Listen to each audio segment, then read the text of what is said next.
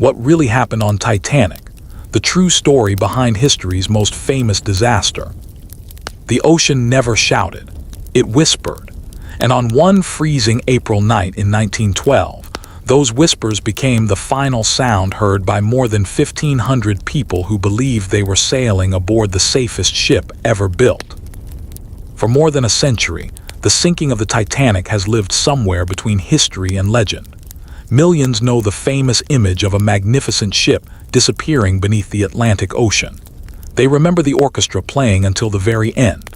They remember the desperate lifeboats, the heartbreaking separations of families, and the terrifying silence that followed the final plunge.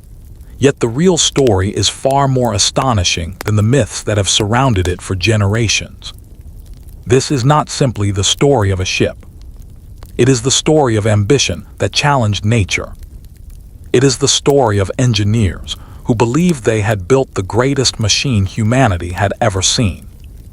It is the story of immigrants chasing the American dream, wealthy industrialists traveling in unimaginable luxury, young couples beginning new lives, experienced sailors who trusted their training, and ordinary workers whose names history almost forgot. It is also the story of countless small decisions, each one appearing harmless at the time, that slowly combined into one of history's greatest maritime disasters. Nothing about that night happened because of a single mistake. Everything happened because hundreds of events, separated by days, months, and even years, quietly aligned toward a single tragic destination. To understand why Titanic sank, we must begin long before she ever touched the water. We must return to an age when the world believed anything was possible. At the beginning of the 20th century, the Industrial Revolution had transformed civilization. Electricity illuminated cities that had once disappeared into darkness after sunset. Steel skyscrapers climbed higher every year. Railroads connected continents. Telegraph cables carried messages across oceans in minutes instead of weeks. Technology seemed unstoppable. Across Europe and America, newspapers celebrated engineers as heroes capable of solving nearly every challenge humanity faced. No industry demonstrated this confidence more dramatically than ocean travel. Crossing the Atlantic had once been dangerous, uncomfortable, and unpredictable. Storms, disease, mechanical failures, and collisions regularly claimed lives. But by the early 1900s, powerful steamships had turned the Atlantic into the world's busiest highway. Every week, thousands of immigrants departed Europe hoping to reach America. For them, the voyage represented something much larger than transportation. It represented hope. Entire families sold everything they owned for a single ticket. Some traveled from tiny villages that had never seen electricity. Others escaped poverty, political persecution, or religious discrimination. Many believed America offered opportunities impossible to find anywhere else. At the opposite end of society stood the world's richest people. Business magnates, politicians, inventors, bankers, celebrities, and aristocrats also crossed the Atlantic regularly. Luxury liners became floating palaces where fortunes were negotiated over dinner, and international politics quietly unfolded inside elegant smoking rooms. Competition among shipping companies became fierce. The greatest battle was no longer about merely transporting passengers. It was about prestige. Who could build the biggest ship? Who could build the fastest? Who could build the safest? Who could redefine luxury itself? Among the companies competing for global dominance stood the White Star Line. Founded in the 19th century, White Star had earned a strong reputation for comfort and reliability rather than outright speed. Its executives understood something important. Most wealthy passengers no longer wanted the fastest crossing. They wanted the finest experience imaginable. Luxury could be more profitable than speed. But another company threatened that vision. The Cunard Line introduced two revolutionary ships, Lusitania and Mauritania. Both were incredibly fast. Both captured worldwide attention. Newspapers celebrated them as engineering masterpieces. White Star suddenly appeared outdated. Its leadership needed an answer. That answer would become the Olympic-class liners. Instead of chasing speed records, White Star decided to build ships unlike anything humanity had ever seen. Larger, more luxurious, more stable, more elegant. Three sister ships were planned: Olympic, Titanic, Britannic. Together they would redefine ocean travel forever. Turning that dream into reality required one of the world's greatest shipyards. The project went to Harland and Wolff in Belfast, Ireland. The shipyard itself resembled an industrial city. Thousands of skilled workers filled its enormous grounds. Steelworkers shaped massive plates. Blacksmiths forged components glowing orange beneath blazing furnaces. Carpenters constructed elegant interiors. Electricians installed miles of wiring. Engineers supervised an operation so complex that it involved thousands of separate tasks occurring simultaneously. Nothing on the scale had ever been attempted.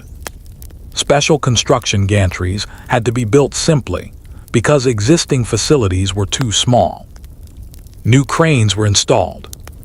New manufacturing techniques developed. Every day thousands of men arrived before sunrise. They worked among deafening noise. Steam hammers echoed across Belfast. Molten steel poured into molds. Millions of rivets held gigantic steel plates together, one connection at a time. Many jobs were dangerous.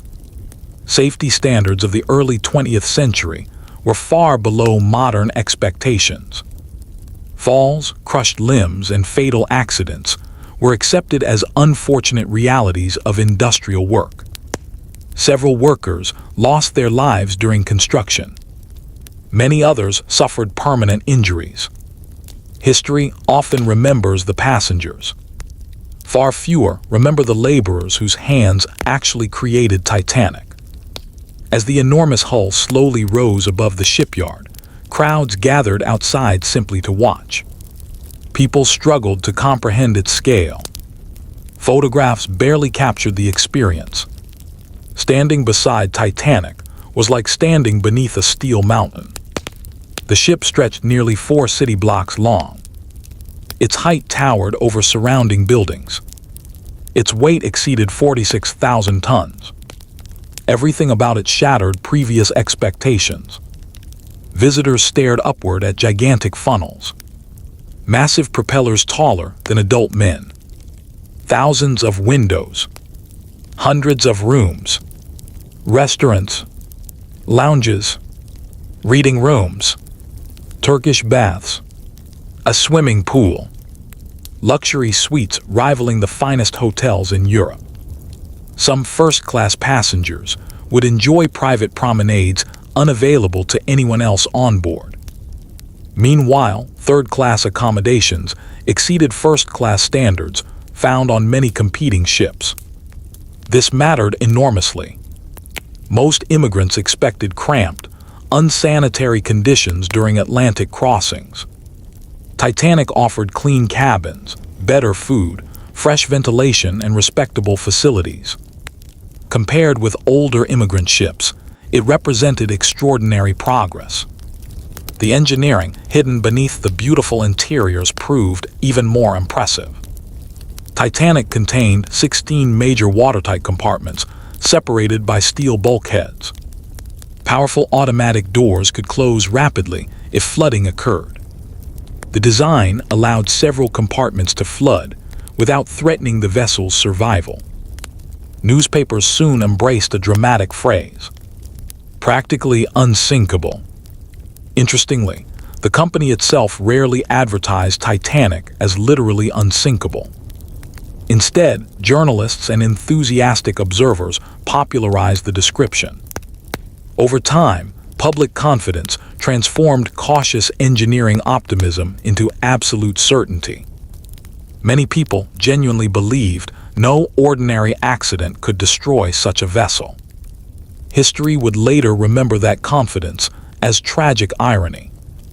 Construction continued month after month. Millions of individual parts came together with astonishing precision. Massive steam engines capable of producing extraordinary power were installed deep inside the hull. Coal bunkers surrounded enormous boiler rooms. Hundreds of stokers would later shovel coal into roaring furnaces around the clock. The heat inside those spaces often exceeded unbearable temperatures. Above them, wealthy passengers would stroll elegant decks without realizing the exhausting labor happening below. Titanic existed because two completely different worlds occupied the same ship. Luxury above, relentless physical labor below. Neither could function without the other. When the hull finally stood complete, attention shifted toward fitting out the interior. Master craftsmen spent months transforming steel into elegance. Rich wood paneling, crystal chandeliers, hand-carved staircases, intricate ironwork, velvet furniture, fine china, imported carpets. Every detail communicated wealth and sophistication. The famous grand staircase became the symbolic heart of the ship. Natural light poured through an enormous glass dome. Oak walls surrounded beautifully carved railings. A magnificent clock decorated the landing. Passengers entering that space often paused simply to admire it. It felt less like boarding a ship than entering an aristocratic mansion. Meanwhile, engineers conducted endless inspections. Pumps, valves, electrical systems, ventilation, navigation equipment, wireless communications. Every department required testing before the vessel could carry passengers safely across the Atlantic. One technological marvel particularly impressed observers. Titanic carried one of the world's most advanced wireless telegraph systems. Messages no longer depended entirely upon physical mail. Operators could communicate with distant ships and coastal stations across remarkable distances. For passengers, it offered an exciting luxury. Businessmen could remain connected. Families could send greetings. News traveled faster than ever before. Yet during the voyage ahead, that same wireless room would become the final fragile link between Titanic and the outside world. As construction neared completion, anticipation spread worldwide. Newspapers published detailed illustrations. Engineers praised its innovations. Future passengers eagerly reserved cabins. Many considered receiving a Titanic ticket a status symbol. Booking first-class accommodation became especially prestigious. Some of the wealthiest individuals on Earth planned to sail aboard. Yet beneath all the excitement remained a quiet truth. No ship, regardless of size, had ever faced every possible challenge nature could create. Engineering calculations existed on paper. Real oceans followed different rules. The Atlantic had humbled countless captains long before Titanic existed. Storms ignored human ambition. Ice respected no reputation. And beneath calm seas, unseen dangers waited without emotion, without hatred, and without mercy. The world simply had not realized that history's most famous voyage had already begun, long before the passengers ever stepped aboard. The morning of April 10, 1912, arrived with remarkable calm.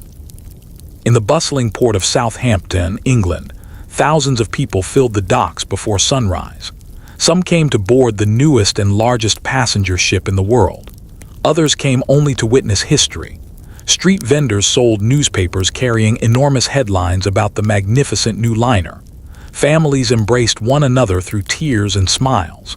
Dockworkers shouted instructions over the constant noise of cranes, carts, horses, and steam whistles.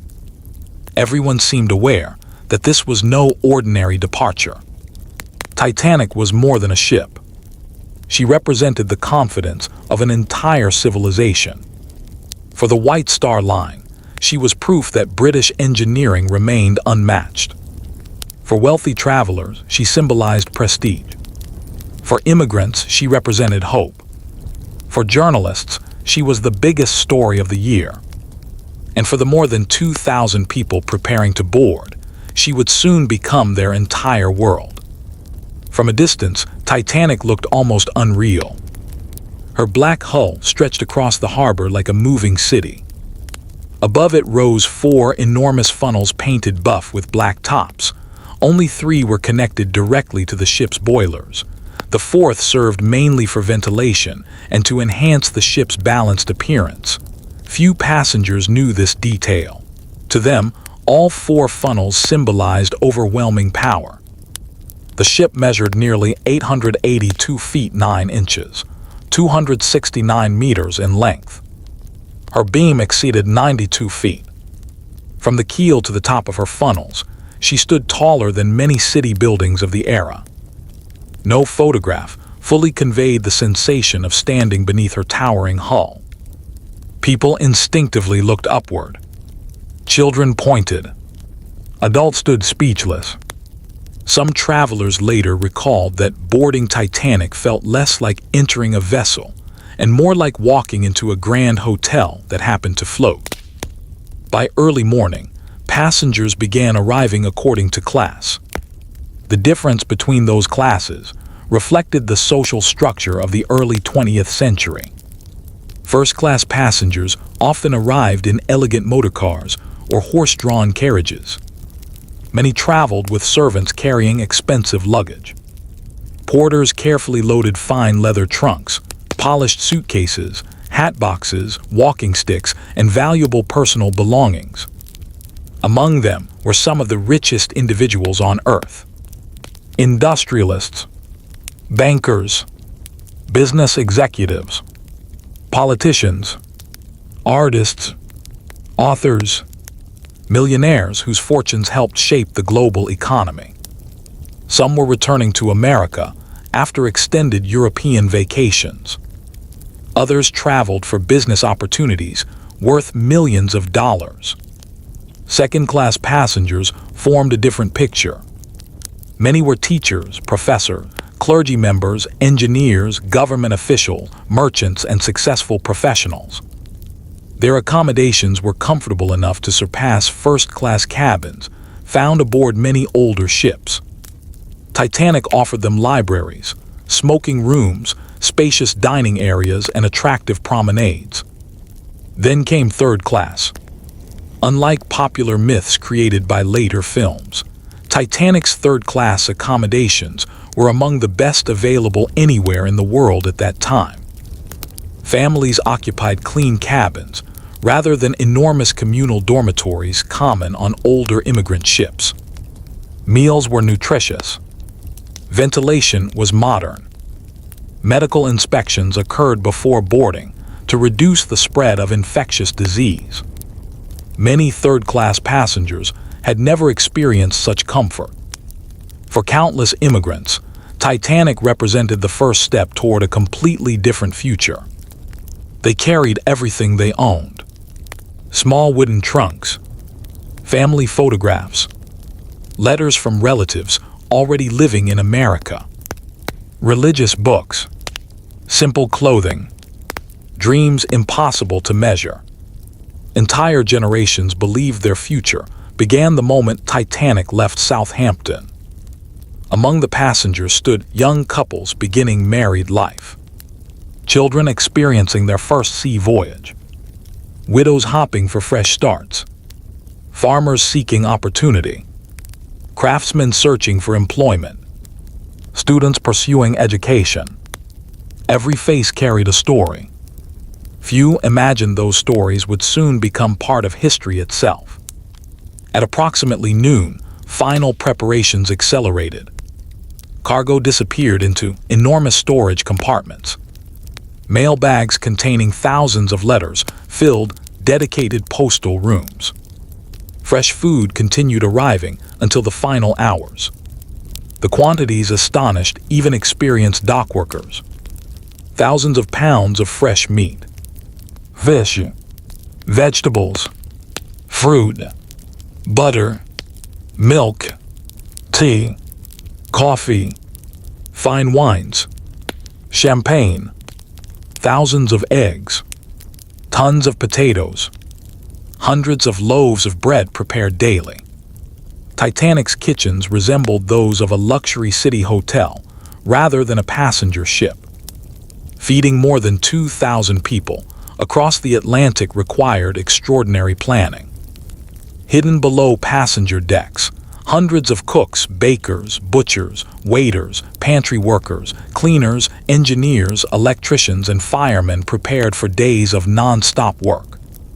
Passengers would see only polished dining rooms. Very few would witness the immense workforce operating behind those elegant walls. Meanwhile, Captain Edward John Smith quietly completed his own preparations. Smith had spent decades at sea. Born in 1850, he began his maritime career as a teenager. Years of discipline and professionalism earned him enormous respect throughout Britain's shipping industry. Among White Star passengers, Captain Smith became something of a celebrity. Many wealthy travelers intentionally booked voyages commanded by him because they trusted his calm leadership. This voyage carried special significance. It was expected to be Smith's final command before retirement. After decades crossing the Atlantic, he would conclude his remarkable career aboard the world's newest and most magnificent liner. Nobody imagined history had planned a different ending. At precisely 12:00 noon, Titanic's whistles echoed across Southampton. The deep sound rolled through the harbor with astonishing power. Crowds waved hats. Women lifted handkerchiefs. Children climbed onto shoulders for a better view. Crew members released the final mooring lines. Powerful tugboats positioned themselves nearby. Then slowly, almost imperceptibly at first, Titanic began moving. The world's largest moving object had officially begun her maiden voyage. Applause erupted across the docks. But within minutes, something unexpected happened. As Titanic advanced through Southampton water, her enormous displacement created powerful suction beneath the surface. Nearby vessels suddenly shifted. One ship in particular, the SS New York, began breaking free from her moorings. Thick ropes snapped with explosive force. Observers shouted warnings. The drifting vessel swung directly toward Titanic. For several tense moments, disaster seemed unavoidable before the voyage had truly begun.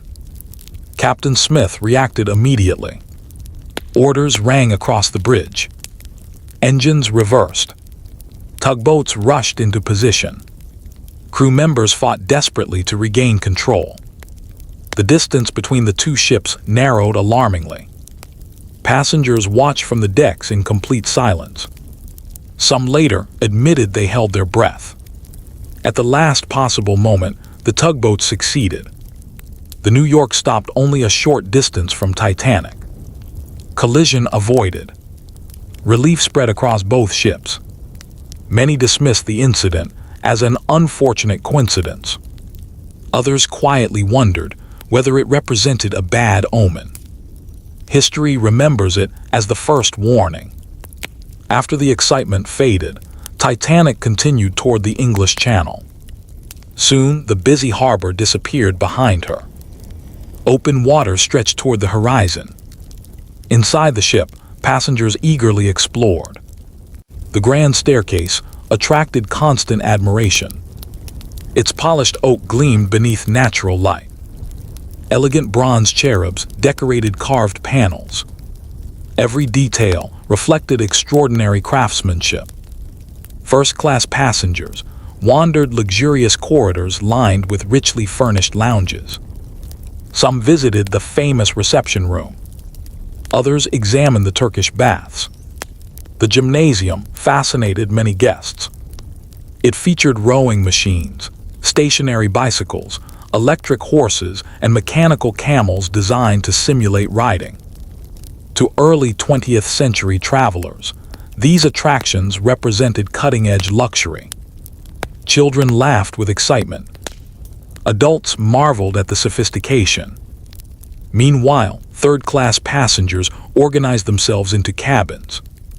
Families unpacked modest belongings. Children quickly formed friendships despite speaking different languages.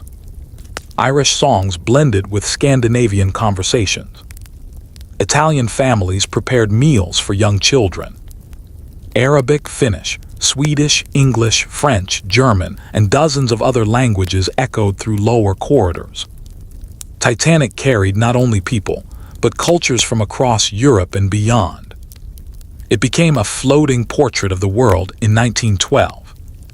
Below everything, another world remained invisible. Inside the boiler rooms, temperatures climbed well above 100 degrees Fahrenheit. More than 170 firemen and trimmers worked exhausting shifts feeding coal into 29 gigantic boilers. Each man shoveled several tons of coal every day. Their faces quickly disappeared beneath layers of black dust. Sweat soaked their clothing. The roar of furnaces drowned ordinary conversation. Massive engines converted that labor into movement. Above them, passengers admired peaceful ocean views. Below them, human muscles powered one of history's greatest machines. Few first-class travelers ever considered the physical effort required simply to maintain the ship's speed. By evening, Titanic reached her first scheduled stop. The French port of Cherbourg lacked docking facilities large enough for the enormous liner. Instead, smaller tenders ferried passengers and luggage between shore and ship. Additional wealthy travelers boarded. Elegant gowns, fine jewelry, luxury automobiles carefully loaded into cargo spaces, expensive artwork, valuable personal possessions. The passenger list became even more impressive. Among those embarking was businessman Benjamin Guggenheim, heir to one of America's wealthiest mining families. Also boarding were prominent socialites, entrepreneurs, and internationally recognized figures. Each believed they were beginning a comfortable Atlantic crossing. Night gradually settled over the English Channel. Titanic's electric lights illuminated every deck. Seen from nearby vessels, she resembled a brilliantly lit floating palace gliding silently through darkness. Passengers attended elegant dinners. Fine china reflected candlelight.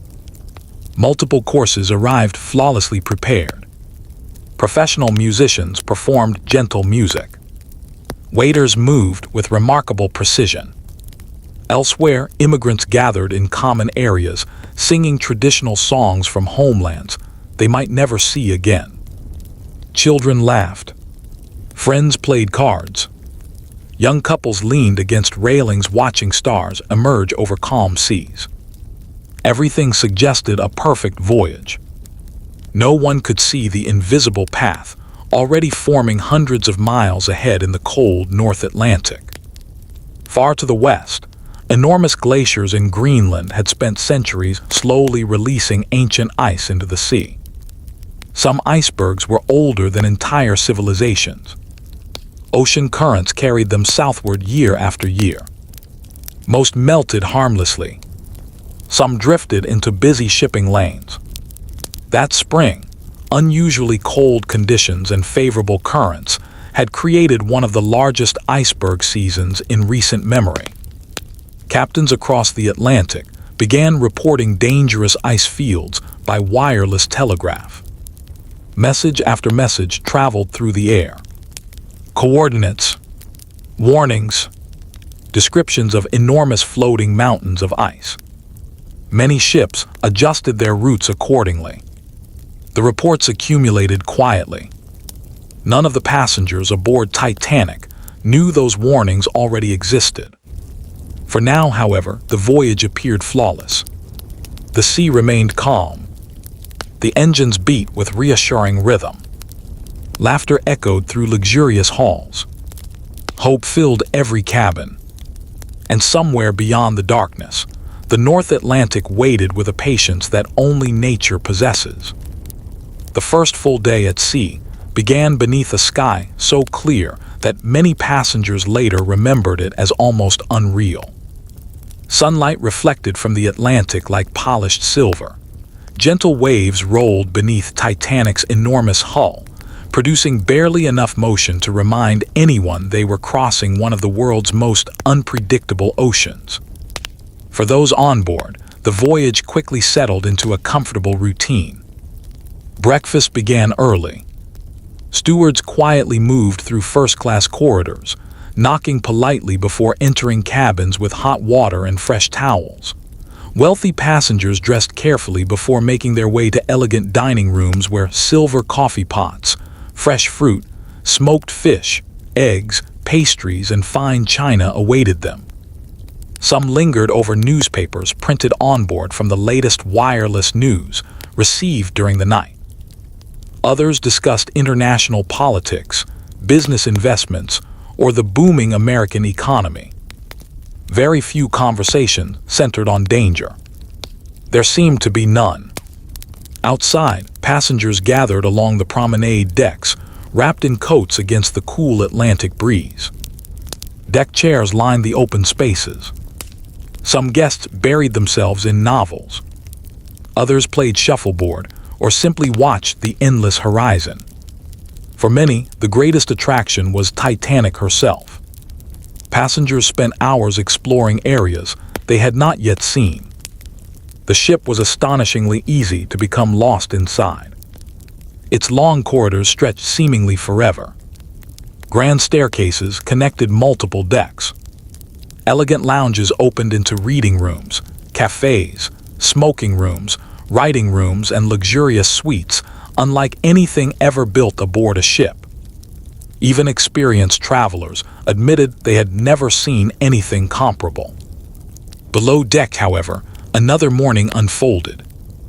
Long before sunrise, stokers had already begun their exhausting work. Inside the boiler rooms, the temperature climbed rapidly. Coal dust filled the air. Every few seconds, another shovel struck the floor. Heavy iron furnace doors opened and slammed shut with deafening force. Each boiler demanded a constant supply of fuel. A brief interruption could reduce steam pressure and slow the ship. Every member of the engineering crew understood their responsibility. Passengers admired elegance. Engineers admired pressure gauges. Both worlds depended completely upon one another. Hidden even deeper inside the vessel, the engine room operated with astonishing precision. Titanic's two enormous reciprocating steam engines stood nearly 4 stories tall. Beside them rested a revolutionary low-pressure turbine. Together, they produced approximately 46,000 horsepower, enough to propel the gigantic liner across the Atlantic at impressive speed. To visitors allowed inside before the voyage, the machinery resembled the inside of a cathedral built entirely from polished steel. Every moving component reflected years of engineering innovation. Everything functioned exactly as designed. At mid-morning, wireless operators Jack Phillips and Harold Bride found themselves busier than expected. Unlike modern radio operators responsible primarily for navigation, Titanic's wireless room handled both official ship messages and private telegrams from passengers. The wealthy aboard Titanic loved sending updates to family members and business associates. Many messages were remarkably ordinary. Arrived safely. Weather excellent. See you Wednesday. Business instructions crossed the Atlantic alongside affectionate greetings. The wireless system became one of the voyage's greatest luxuries. Yet the operator's workload steadily increased. Several technical issues before departure had delayed outgoing traffic, creating a growing backlog. Phillips worked tirelessly to clear hundreds of pending messages. His attention naturally focused on serving paying passengers.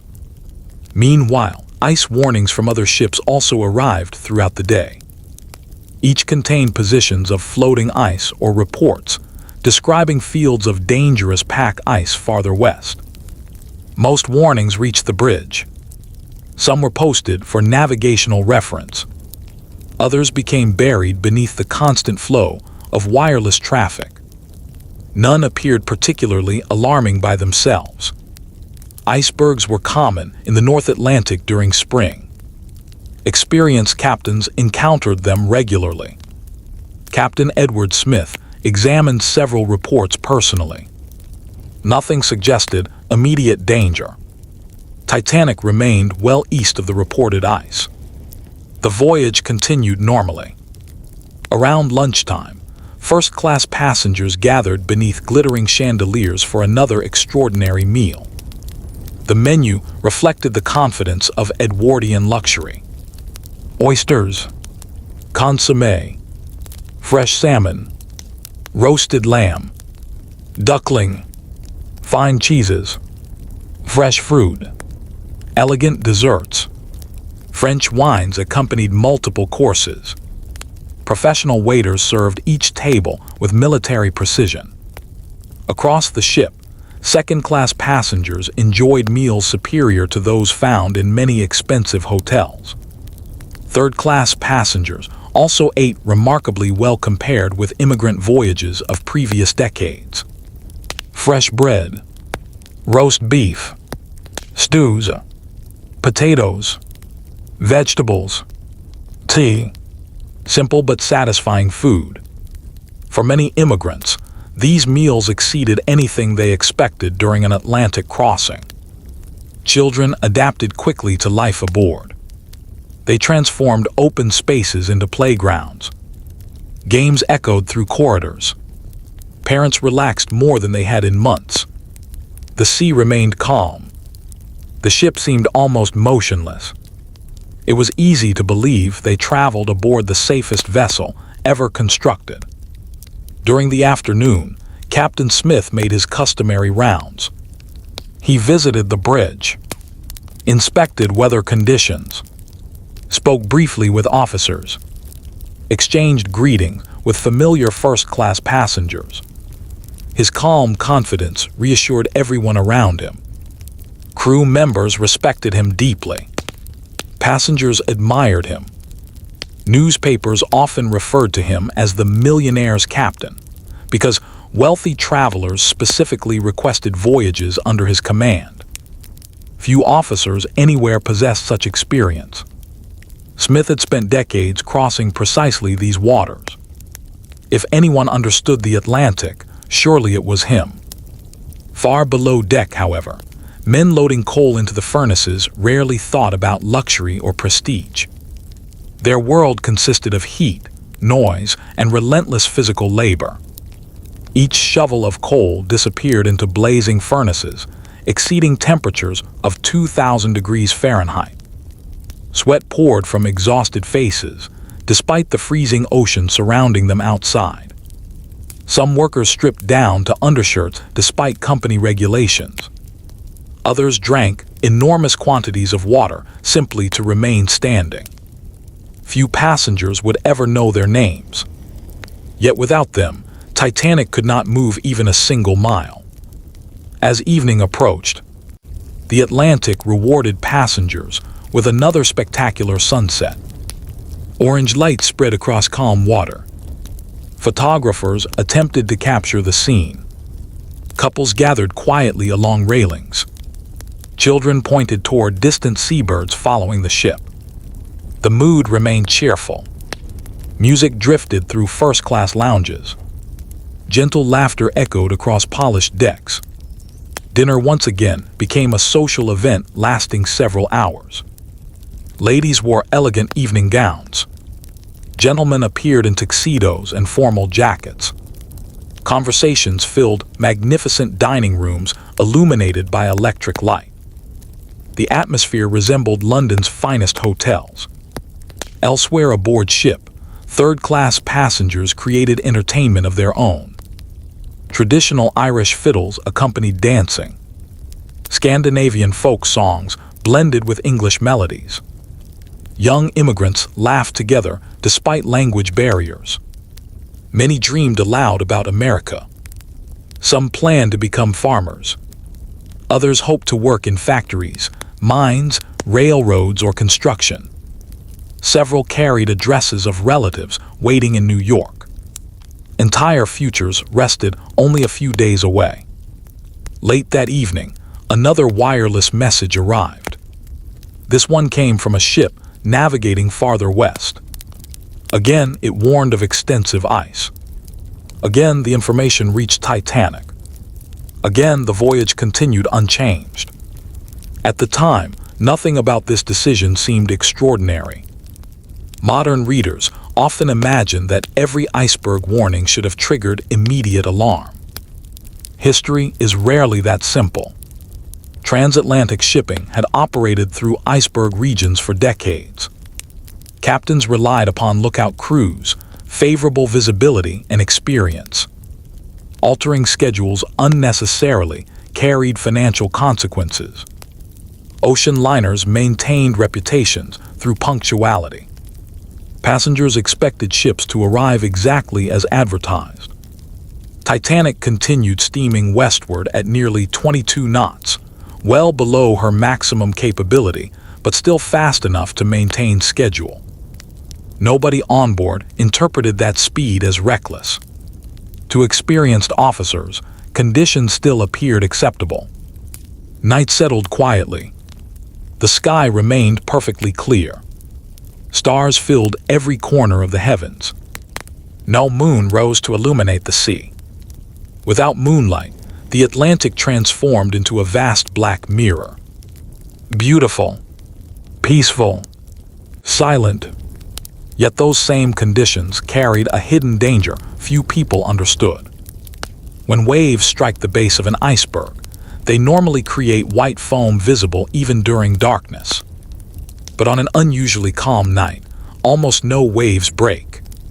Without foam, without moonlight, without rough seas, an iceberg becomes astonishingly difficult to detect until a ship is dangerously close. Nature had begun arranging every piece with terrifying precision. Hundreds of miles ahead, enormous masses of ancient ice drifted silently southward. Each had begun as snowfall thousands of years earlier. Compressed into glaciers, broken loose into the sea, carried by currents that obeyed no human timetable. While passengers slept comfortably beneath warm blankets, those silent mountains continued moving.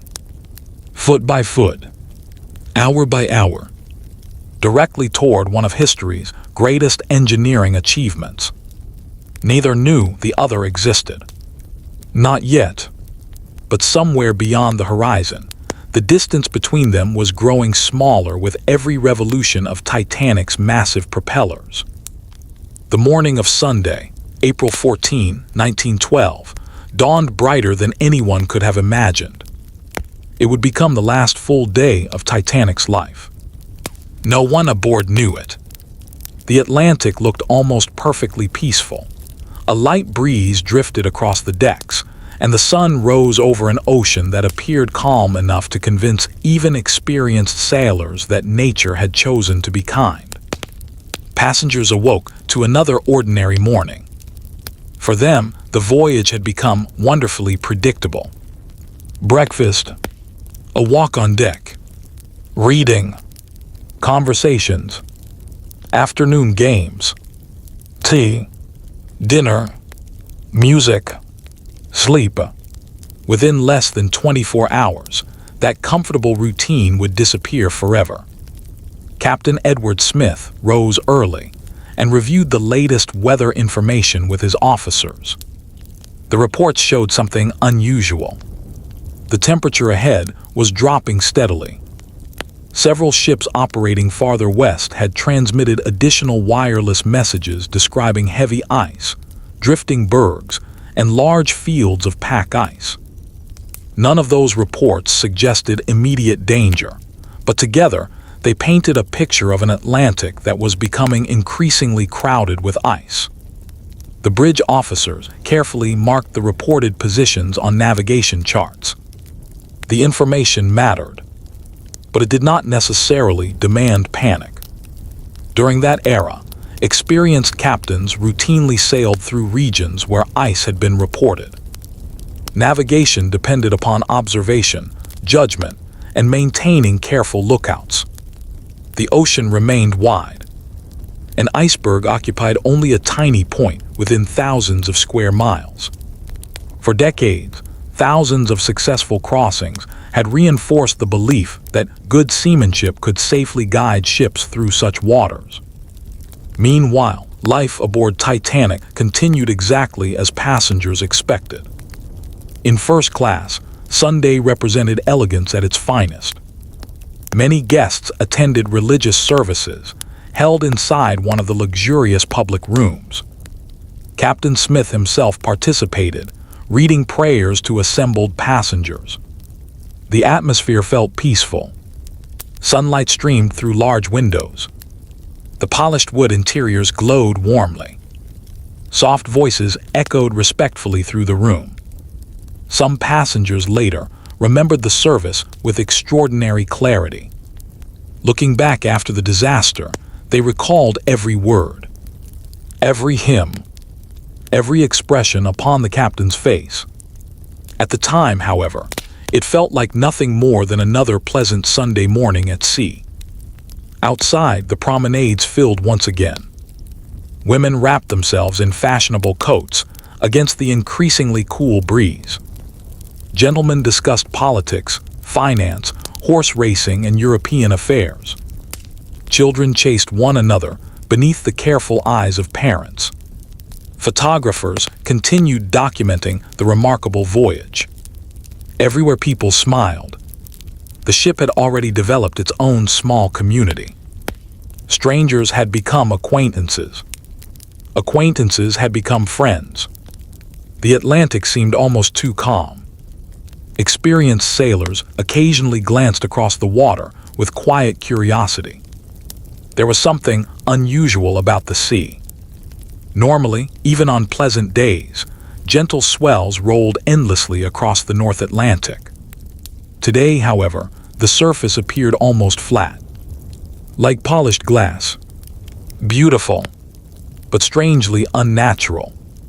Far below deck, the engineering crews noticed another change. The outside air entering ventilation systems had become noticeably colder. Coal fires continued roaring inside the boiler rooms, but beyond the steel hull, the ocean itself carried the unmistakable breath of the Arctic. Firemen emerging briefly onto open decks immediately felt the difference. The temperature had fallen dramatically. Still, machinery operated flawlessly. Steam pressure remained excellent.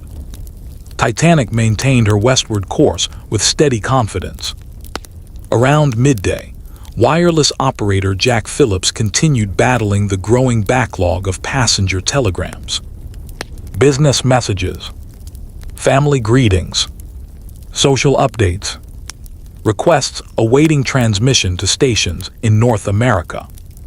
His workload remained enormous. Then another important wireless signal arrived.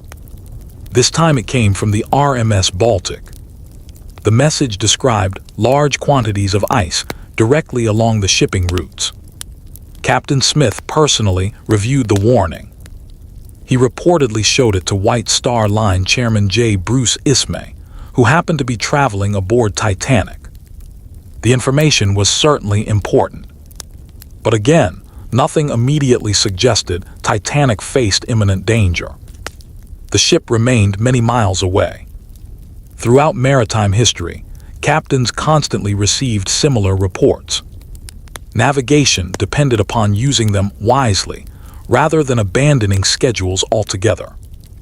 As afternoon sunlight faded, Another remarkable scene unfolded. Passengers continued enjoying every luxury Titanic offered. Inside the famous Café Parisien, elegantly dressed travelers laughed over coffee and pastries. The Palm Court hosted afternoon tea beneath decorative plants and comfortable furniture. Elsewhere, wealthy businessmen discussed investments worth millions of dollars. Some wrote letters that would never be mailed. Others finalized agreements that history would never allow them to complete. Among the third-class passengers, excitement about America continued growing. Children practiced English words they hoped to use after arriving in New York. Young men imagined future jobs. Young women dreamed of reunions with relatives already living across the Atlantic. Parents quietly calculated how much money remained in their pockets. Every sacrifice they had made seemed worthwhile. America waited only days away. No one suspected they were actually approaching something else entirely. As evening approached, the sky remained astonishingly clear. Meteorological conditions had become almost perfect. Visibility stretched for miles. Stars would soon appear in extraordinary numbers. Ironically, these beautiful conditions concealed one of the greatest dangers imaginable. Without wind, the sea remained smooth. Without waves, icebergs produced almost no white surf around their bases. Without a moon, darkness would become absolute. An iceberg ahead would blend almost perfectly into the surrounding night. Nature was creating the worst possible conditions for visual detection. Shortly after sunset, the outside temperature dropped even further. Crew members working on open decks buttoned heavy coats. Passengers noticed the chill and gradually moved indoors. Inside the magnificent dining saloons, however, warmth, music, and luxury continued uninterrupted. That evening's first-class dinner reflected the extraordinary standards for which Titanic had become famous. Course followed course with effortless precision. Fresh oysters, cream soups, roasted meats, vegetables, delicate desserts, fine wines. Crystal glasses sparkled beneath electric lights. Professional musicians performed quietly, while conversations flowed from table to table. Nobody hurried. Nobody worried. For many passengers, it was one of the finest dinners they had ever experienced. Elsewhere, second-class travelers enjoyed comfortable meals that would have impressed guests at expensive hotels. Third-class families gathered around long tables sharing stories about the future. Laughter echoed through dining rooms across every level of the ship. Above them all, 4 officers rotated through bridge duty according to carefully established schedules. Each officer trusted the next. Each followed procedures refined across decades of Atlantic navigation. At 7:15 p.m., another wireless warning arrived. This one came from the SS Californian. It described 3 enormous icebergs. Later, additional reports followed from other ships. One message warned of heavy pack ice and great numbers of large icebergs. Every report reinforced the same picture. The North Atlantic ahead demanded caution. Some messages reached Captain Smith. Others reached officers. One particularly important transmission never reached the bridge at all. Late that evening, the Californian attempted once more to contact Titanic. Wireless operator Cyril Evans informed Jack Phillips that his ship had stopped completely because dense ice blocked further progress. Phillips, exhausted after hours of non-stop work, was busy transmitting passenger telegrams to a powerful coastal station in Newfoundland. The Californian's signal interrupted his transmission. Frustrated, Phillips replied sharply, "Keep out, shut up, I'm working Cape Race." It was not an insult born of carelessness. It was the response of an overworked operator struggling to clear hundreds of waiting messages. Evans accepted the interruption. Believing no further communication was necessary, he shut down his wireless equipment for the night. It seemed like an ordinary decision. It would become one of the most discussed moments in maritime history, because only a few hours later, Titanic would desperately attempt to contact nearby ships. The Californian would hear nothing. Its radio room was silent. At approximately 9:00 p.m., Captain Smith visited the bridge one final time before retiring. He instructed the officers to notify him if visibility deteriorated or conditions changed.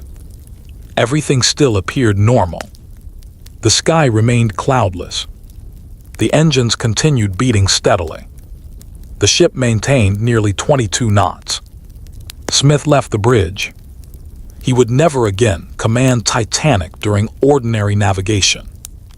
At 10:00 p.m., First Officer William Murdoch assumed command of the watch. Above him, inside the crow's nest nearly 100 feet above the sea, two lookouts, Frederick Fleet and Reginald Lee, began scanning the darkness.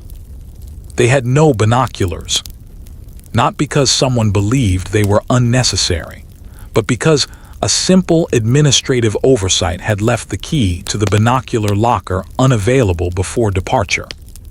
Historians still debate how much difference binoculars would actually have made on such a dark, moonless night.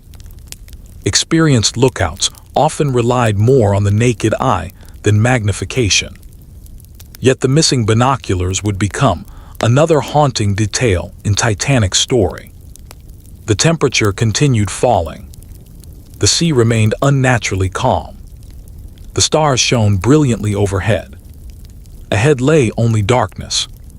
Somewhere within that darkness floated an iceberg roughly the height of a 10-story building above the waterline, and far larger beneath the surface. Ancient, silent, invisible. For thousands of years, it had drifted according to the laws of nature alone. Now, for the first time in its existence, another object was racing toward it at more than 22 knots. Neither could change course in time. History was now measured not in days, not in hours, but in minutes. The clock crept toward 11:00 p.m. Most of Titanic's passengers had already retired for the night. The magnificent first-class lounges, so full of conversation only hours earlier, had grown quiet. Stewards extinguished unnecessary lights, polished the last pieces of silver, and prepared the public rooms for another day that would never come. In the smoking room, a handful of gentlemen remained behind, discussing politics, investments, and horse racing. Elsewhere, card games finally came to an end. Laughter faded into silence. Cabin doors closed one after another. The floating city slowly went to sleep. Far below, however, sleep did not exist. Inside the boiler rooms, hundreds of firemen continued feeding coal into roaring furnaces. The engines never rested. Every minute, thousands of moving parts worked together with astonishing precision. Massive pistons rose and fell. Connecting rods rotated with perfect rhythm. Steam hissed through enormous pipes. The heartbeat of Titanic echoed through steel corridors. Above them, most passengers never heard it. They felt only a faint vibration beneath their feet, a reassuring reminder that the world's largest ship continued steadily toward New York. On the bridge, First Officer William Murdoch stood quietly beside the wheelhouse windows. He had spent decades at sea. His reputation throughout the White Star Line was excellent. Calm, disciplined, highly experienced. Nothing about the night suggested panic. Yet every officer understood they had entered an area where extra vigilance mattered. The latest weather reports remained fresh in everyone's mind. The temperature had fallen below freezing. The sea looked strangely smooth. Stars stretched from one horizon to the other. The absence of moonlight made the ocean almost impossible to distinguish from the night sky. The horizon itself had disappeared. Only darkness remained. High above the bridge, nearly 90 feet above the water, lookouts Frederick Fleet and Reginald Lee stood inside the crow's nest. The cold had become unbearable. Their breath froze in the air. Every few moments, they shifted their weight to restore feeling in their feet. Hour after hour, they stared into darkness, searching for anything unusual. A shadow, a change in the water, the faint white outline of distant ice. Anything. Fleet later explained that the calm sea made the task extraordinarily difficult. Normally, waves crashing against an iceberg created white foam visible from considerable distances. Tonight there were almost no waves. The Atlantic had become a black mirror. An iceberg could blend almost perfectly into the surrounding darkness until the last possible moment. At 11:30 p.m., another routine inspection took place on the bridge. Everything appeared normal. The engines maintained speed. The compass remained steady. No fog. No storm. No rain. Visibility at first glance seemed excellent. Ironically, it was exactly the kind of beautiful night people admired, without realizing its hidden dangers. Below deck, passengers slept peacefully. Some dreamed of arriving in New York. Children clutched favorite toys beneath warm blankets. Young couples imagined the future awaiting them in America. Millionaires rested comfortably inside luxurious suites furnished with expensive wood and fine fabrics. Immigrant families slept in modest but clean cabins, grateful for the comfort Titanic provided. More than 2,000 lives drifted quietly across the Atlantic. None imagined that fewer than 15 minutes remained before everything changed. At 11:39 p.m., Frederick Fleet narrowed his eyes. Straight ahead, something interrupted the perfect line separating sea and sky. At first it seemed almost impossible to identify. Not a ship, not a cloud, not a wave, just darkness within darkness.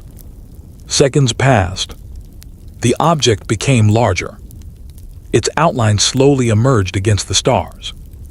Fleet suddenly realized what he was seeing. An iceberg, directly ahead, much too close.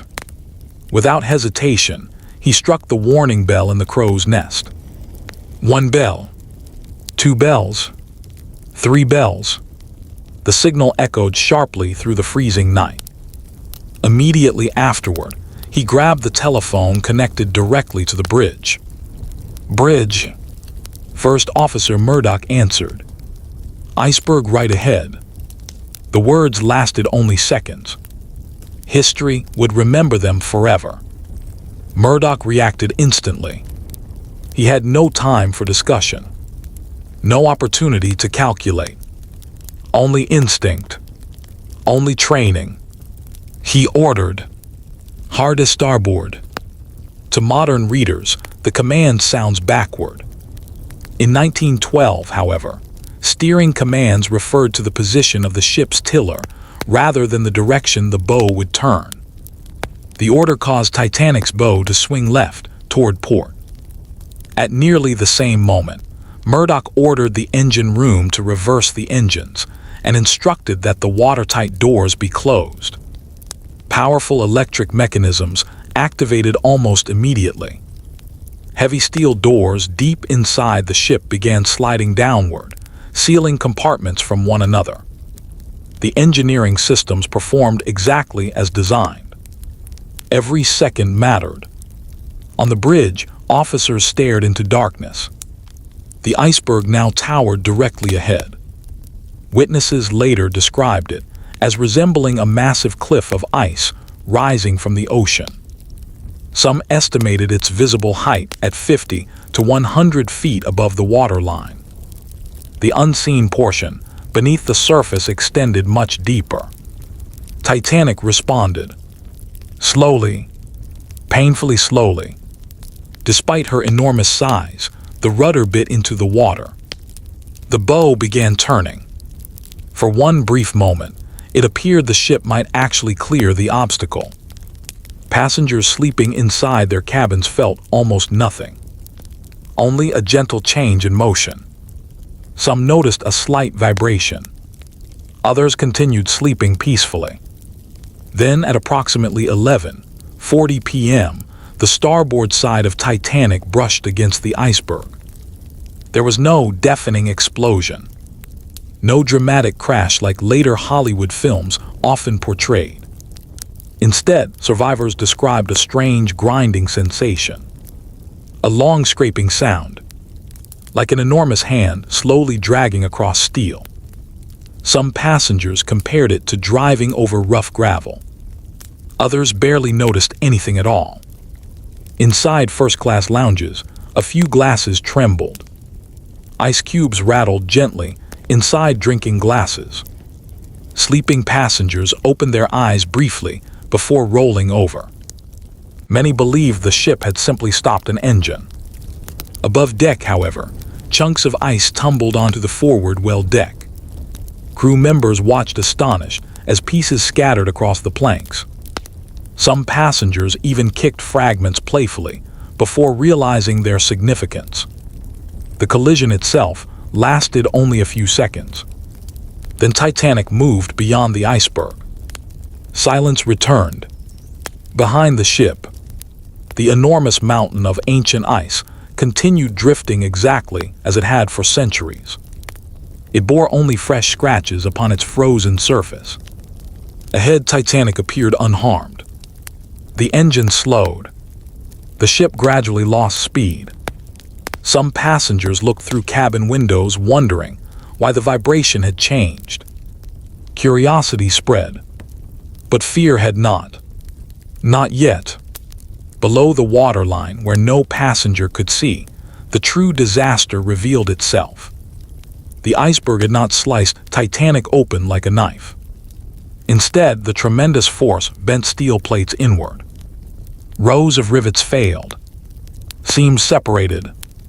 Several narrow openings formed beneath the waterline across multiple watertight compartments. Individually, none of the openings seemed catastrophic. Together, they proved fatal. Seawater rushed inside with unstoppable force. Compartment number 1, then 2, then 3, then 4, then 5, and finally 6. The pumps activated immediately. Engineers rushed toward the flooding sections. Water poured through damage seams faster than any pumping system aboard could remove it. Within minutes, Chief Shipbuilder Thomas Andrews, who had traveled aboard Titanic to observe her maiden voyage, joined Captain Smith in assessing the damage. They descended into the ship together. The reality became obvious almost immediately. Mail room workers struggled desperately as freezing water flooded around their feet. Postal bags floated away. Coal bunkers filled rapidly. Boiler rooms reported incoming water. Engineers measured the flooding carefully. Their faces grew pale. Andrews understood the ship better than almost anyone alive. He had helped design her. He knew every compartment, every bulkhead, every structural calculation. As he examined the flooding, he quietly performed the mathematics in his head. Titanic could survive 4 flooded forward compartments, perhaps even the first 4 entirely, but not 6. As the bow settled lower, seawater would spill over the tops of the watertight bulkheads into the next compartment. Then the next. Then the next. Like water flowing from one step to another.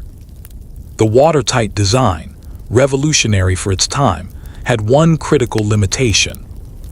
The bulkheads did not extend high enough to contain flooding once the ship's bow sank too deeply.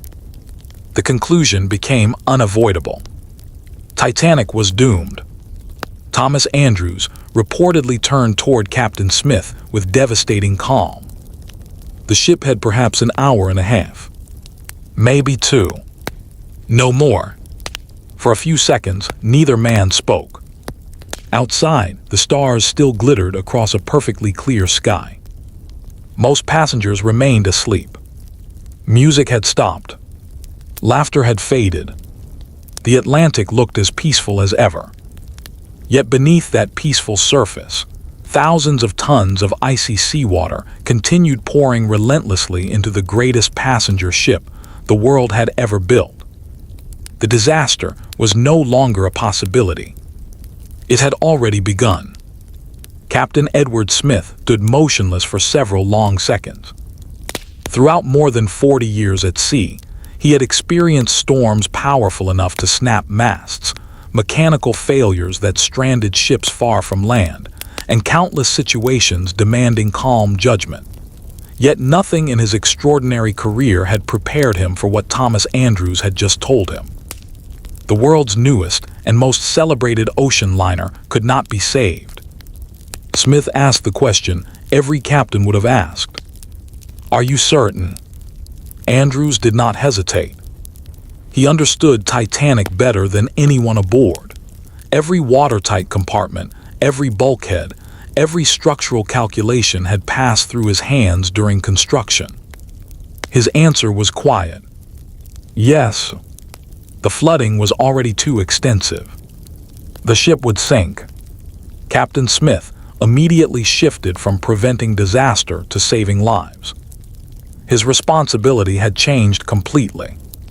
He returned to the bridge and issued one of the most important orders in maritime history. Prepare the lifeboats. At first, even some officers struggled to believe the seriousness of the situation. From the outside, Titanic still appeared almost perfectly normal. She remained level enough that many passengers felt no concern whatsoever. The lights continued shining. The engine still functioned. The luxurious interiors looked exactly as they had an hour earlier. Nothing visible suggested that more than 5,000 tons of freezing seawater had already entered the forward sections of the ship.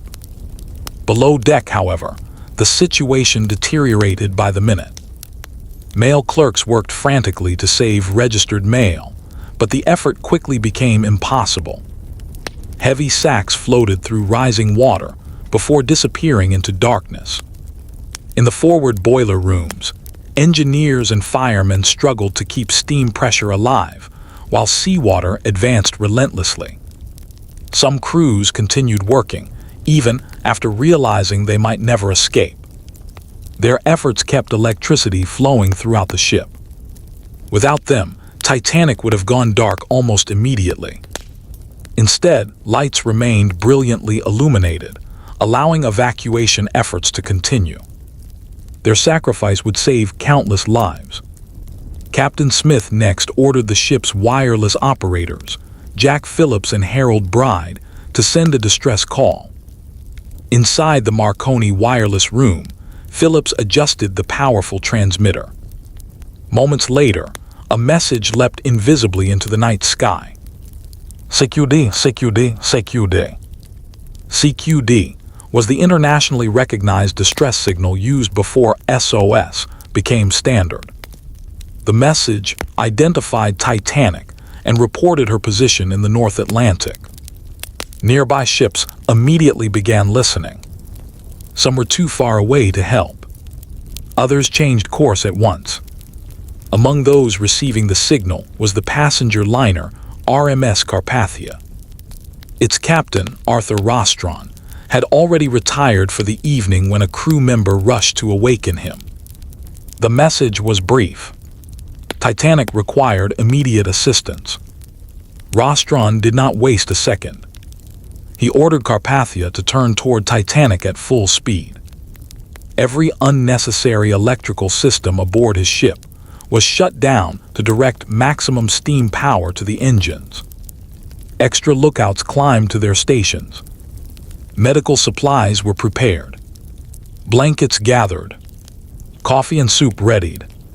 Crew members organized emergency reception areas. Everyone aboard Carpathia understood they were racing toward what could become a major disaster. The problem was distance. Carpathia lay nearly 58 nautical miles away. Even at maximum speed, reaching Titanic would require several hours.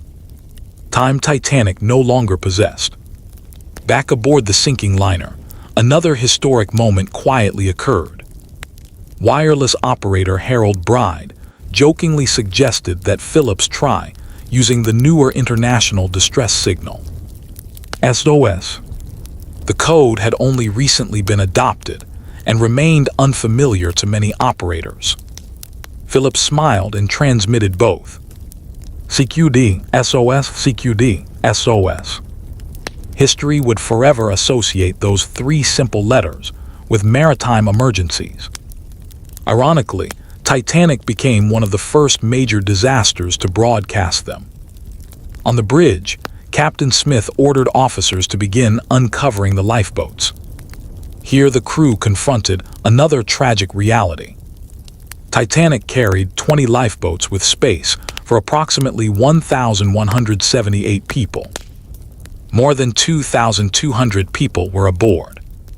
Even if every boat launched completely full, over 1,000 individuals still could not be accommodated. To modern readers, this seems unimaginable.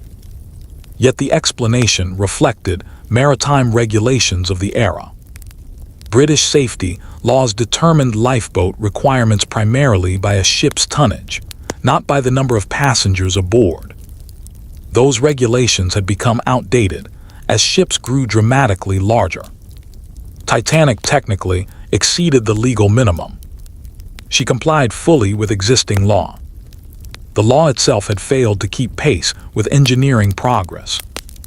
Ironically, Titanic actually carried more lifeboats than regulations required. Still, nowhere near enough for everyone. As crew members removed protective covers from the boats, passengers began noticing unusual activity. Some stepped outside wearing dressing gowns. Others leaned from cabin windows asking questions. Stewards attempted to reassure everyone. It's only a precaution. There is no immediate danger. These statements reflected genuine hope as much as official policy. Panic represented another deadly threat. If passengers rushed the boats all at once, chaos could become catastrophic. Captain Smith therefore delayed alarming everyone until preparations were complete. Thomas Andrews, meanwhile, moved tirelessly through first-class corridors. He knocked on cabin doors personally. He urged passengers to dress warmly. Wear life jackets. Proceed calmly to the boat deck. Some listened immediately. Others smiled politely. Several simply returned to bed. After all, why abandon the warm comfort of the world's safest ship for a small wooden boat floating in freezing darkness? Many believed the inconvenience would last only a short time. One first-class passenger reportedly laughed and remarked that Titanic herself seemed far safer than any lifeboat. At approximately 12:05 a.m., the first women and children began appearing on deck. The cold struck them immediately. The air temperature hovered near freezing. A faint mist formed with every breath. Above, the stars blazed brilliantly across the moonless sky. Below, the Atlantic remained almost perfectly calm. Its peaceful appearance concealed water measuring roughly 28 degrees Fahrenheit, -2 degrees C, cold enough to kill an unprotected adult within minutes. Crew members distributed cork life jackets. Many passengers found them awkward. Some joked about the unusual situation. Others asked whether they could return inside until morning. The seriousness of the emergency still had not reached everyone. Then Captain Smith issued another unforgettable order. Women and children first. The principle was not an official international law, but it reflected a deeply held maritime tradition, emphasizing the protection of those considered most vulnerable. Exactly how individual officers interpreted that instruction would later become one of the most debated aspects of the disaster. On the starboard side, First Officer Murdoch generally allowed men aboard boats if no additional women or children stood nearby. On the port side, Second Officer Charles Littler enforced the order far more strictly, often refusing men even when empty seats remained. Those differing interpretations would influence who survived and who did not. The first lifeboat lowered away from Titanic carried far fewer people than it could safely hold. Passengers hesitated. The boat dangled high above the dark ocean. Many feared the lowering process more than remaining aboard the enormous ship. Some believed they would simply return after dawn. Others assumed rescue ships waited just beyond the horizon. Very few understood that every empty seat represented a life that might later be lost. As the boat descended slowly toward the water, silence spread across the deck. Crew members watched carefully. The lowering mechanisms functioned perfectly. The first evacuation had begun. There was no cheering, no applause, only the creaking of ropes and the quiet splash as the lifeboat reached the Atlantic. Above them, Titanic still stood proudly illuminated against the stars. To those rowing away, she hardly looked like a ship in danger at all.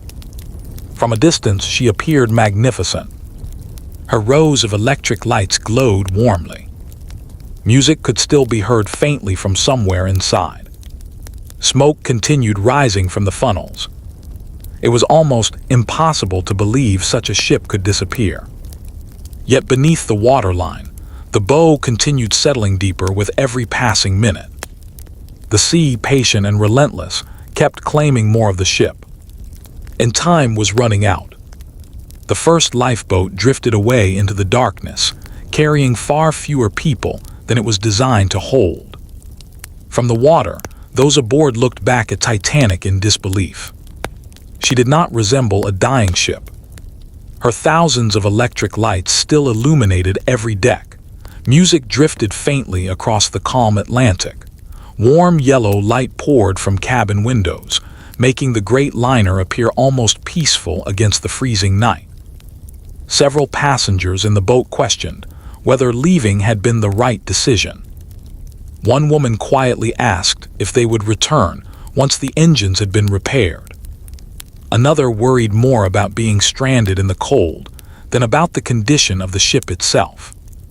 None of them yet understood the scale of the disaster unfolding behind them. Back aboard Titanic, the evacuation continued. Captain Smith moved rapidly from one side of the boat deck to the other, encouraging officers to launch the remaining lifeboats without delay. Every passing minute allowed more icy water to pour into the damaged compartments below. Thomas Andrews watched the bow settling lower and lower. He knew exactly what it meant. The ship was sinking faster than many people realized. Again and again, he urged crew members to hurry. "We have no time to waste." The officers obeyed, but another problem slowed everything. Passengers still refused to believe Titanic could actually sink. Some couples did not want to separate. Husbands insisted on remaining beside their wives. Wives refused to leave without their husbands.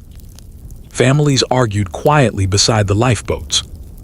Many believed they would look foolish abandoning what still appeared to be a perfectly safe ship. One elderly passenger reportedly smiled and said there was no safer place than Titanic. History would prove those words tragically wrong. Below deck, the engineering crew continued their desperate struggle. Water surged through the forward boiler rooms with terrifying force. Firemen shoveled coal until the very last moment to keep steam pressure alive. Engineers worked ankle-deep in freezing seawater, monitoring pumps and electrical generators. They understood something the passengers did not. If electricity failed too soon, darkness would overwhelm the evacuation. The lights had to remain on. The pumps had to continue working. The wireless equipment had to stay powered. Every extra minute mattered. Many of those men knowingly sacrificed their own chance of survival so others might escape. Their names rarely appear in popular retellings of Titanic's story, yet their courage ranks among the greatest acts performed that night. Inside the wireless room, Jack Phillips never stopped transmitting. His fingers moved continuously across the telegraph key. CQD, SOS, CQD, SOS. Reply after reply arrived from ships scattered across the North Atlantic. Some acknowledged the distress. Others reported changing course. The most encouraging messages came from the RMS Carpathia. Captain Arthur Rostron had pushed his ship beyond its normal operating speed. Every available boiler had been lit. Crew members cleared ice from the decks. Doctors prepared emergency treatment areas. Passengers aboard Carpathia, awakened in the middle of the night, offered blankets, clothing, and cabins to whoever might survive. It was an extraordinary humanitarian response. Yet despite every effort, physics could not be defeated. Carpathia was still hours away. Titanic had less than 2. On the boat deck, the band quietly assembled. Their leader, Wallace Hartley, gathered 7 fellow musicians. No one officially ordered them to play. They simply understood that music might help keep passengers calm. Soft melodies floated across the deck as another lifeboat descended toward the sea. People paused to listen. The familiar tunes brought a strange sense of comfort amid growing uncertainty. Even today, the image of Titanic's musicians remains one of the disaster's most enduring symbols. Historical accounts differ regarding the exact sequence of songs they performed, but survivors consistently remembered the remarkable calm their music inspired. Nearby, wealthy businessman Benjamin Guggenheim finally accepted the seriousness of the situation. After briefly returning to his cabin, he changed into formal evening clothes. According to survivor testimony, he reportedly declared, "We've dressed in our best and are prepared to go down like gentlemen." Whether those were his exact words can never be known with complete certainty, but multiple witnesses recalled a statement with that meaning. It reflected the attitude held by several first-class gentlemen who chose not to fight for places in the lifeboats. Elsewhere aboard ship, not everyone displayed such composure. As more passengers reached the boat deck, confusion slowly increased. Questions echoed everywhere. What happened? Did we hit another ship? How long before help arrives? Is the ship really sinking? Crew members answered as calmly as possible. Some admitted little. Others reassured passengers that rescue ships had already been called. Technically, that was true. The rescue, however, was still impossibly far away. At approximately 12:45 a.m., Titanic fired her first distress rocket. A brilliant white flare shot high into the night sky before bursting above the ship. Minutes later, another followed. Then another. Each explosion illuminated the Atlantic for miles. Far to the north, officers aboard the SS Californian noticed the rockets. They watched them with growing curiosity. The Californian lay much closer to Titanic than Carpathia, only about 10 to 20 miles away, according to later estimates. Its engines had been stopped for the night because heavy ice blocked further progress. Several officers debated the meaning of the mysterious rockets. Were they company signals? Celebrations? Distress calls? Without a wireless operator on duty, no one aboard Californian could confirm their purpose. Captain Stanley Lord was informed that a nearby ship appeared to be firing rockets. What happened afterward remains one of maritime history's greatest controversies. Some later argued the Californian should have investigated immediately. Others believed the officers genuinely misunderstood what they were seeing in the darkness. More than a century later, historians still debate the decisions made aboard that ship. What remains certain is this: the Californian never reached Titanic before she disappeared. Back aboard the great liner, lifeboats continued leaving with far too many empty seats. Boat after boat pulled away carrying 20 people. 25. 30. Although many could safely hold 60 or more. Fear of overcrowding. Fear that the davits might fail. Fear that the boats themselves could collapse. All combined to leave precious spaces unused. Only later, when the full horror became obvious, did survivors realize how many additional lives those empty seats might have saved. The bow had now sunk noticeably lower. For the first time, passengers who had doubted the danger could actually feel the deck sloping gently beneath their feet. Loose objects began sliding almost imperceptibly toward the front of the ship. Inside the mailroom, water had reached the ceiling. Forward cargo holds disappeared beneath the Atlantic. The first boiler rooms had been completely abandoned. As seawater reached hot boilers, violent clouds of steam filled enclosed spaces. Crew members retreated from compartments they had fought desperately to save. Thomas Andrews continued moving throughout the ship, urging anyone he encountered to put on a life jacket and head immediately to the boat deck. Many survivors later remembered seeing him. Calm, focused, never shouting, never panicking, simply doing everything possible to save others. He never attempted to save himself. By 1:15 a.m., there was no longer any doubt. Even passengers with little knowledge of ships could see that Titanic was sinking.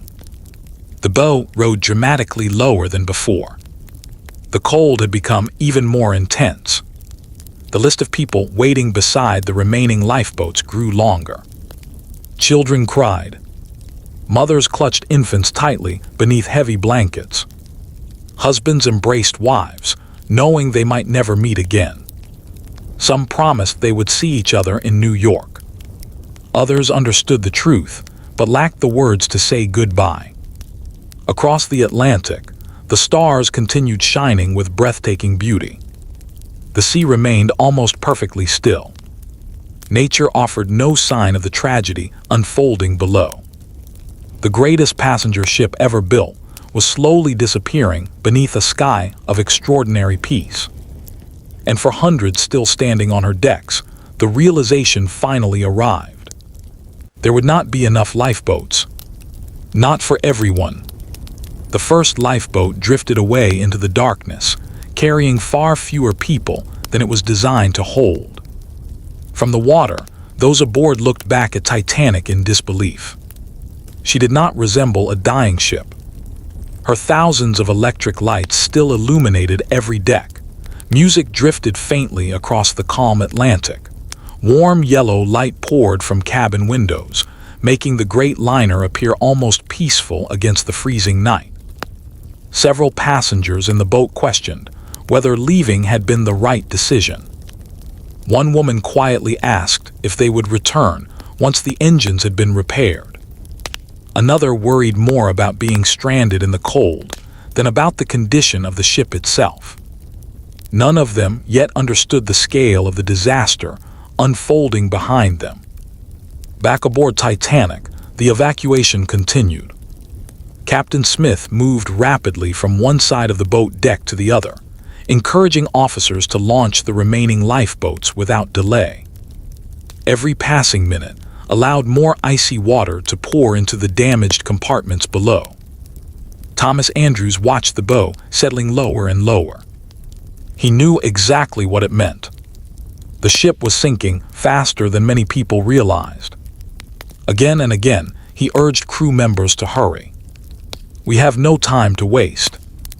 The officers obeyed, but another problem slowed everything.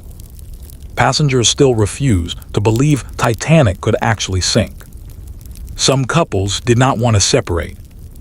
Husbands insisted on remaining beside their wives.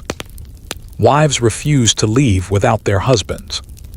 Families argued quietly beside the lifeboats. Many believed they would look foolish abandoning what still appeared to be a perfectly safe ship. One elderly passenger reportedly smiled and said there was no safer place than Titanic. History would prove those words tragically wrong. Below deck, the engineering crew continued their desperate struggle.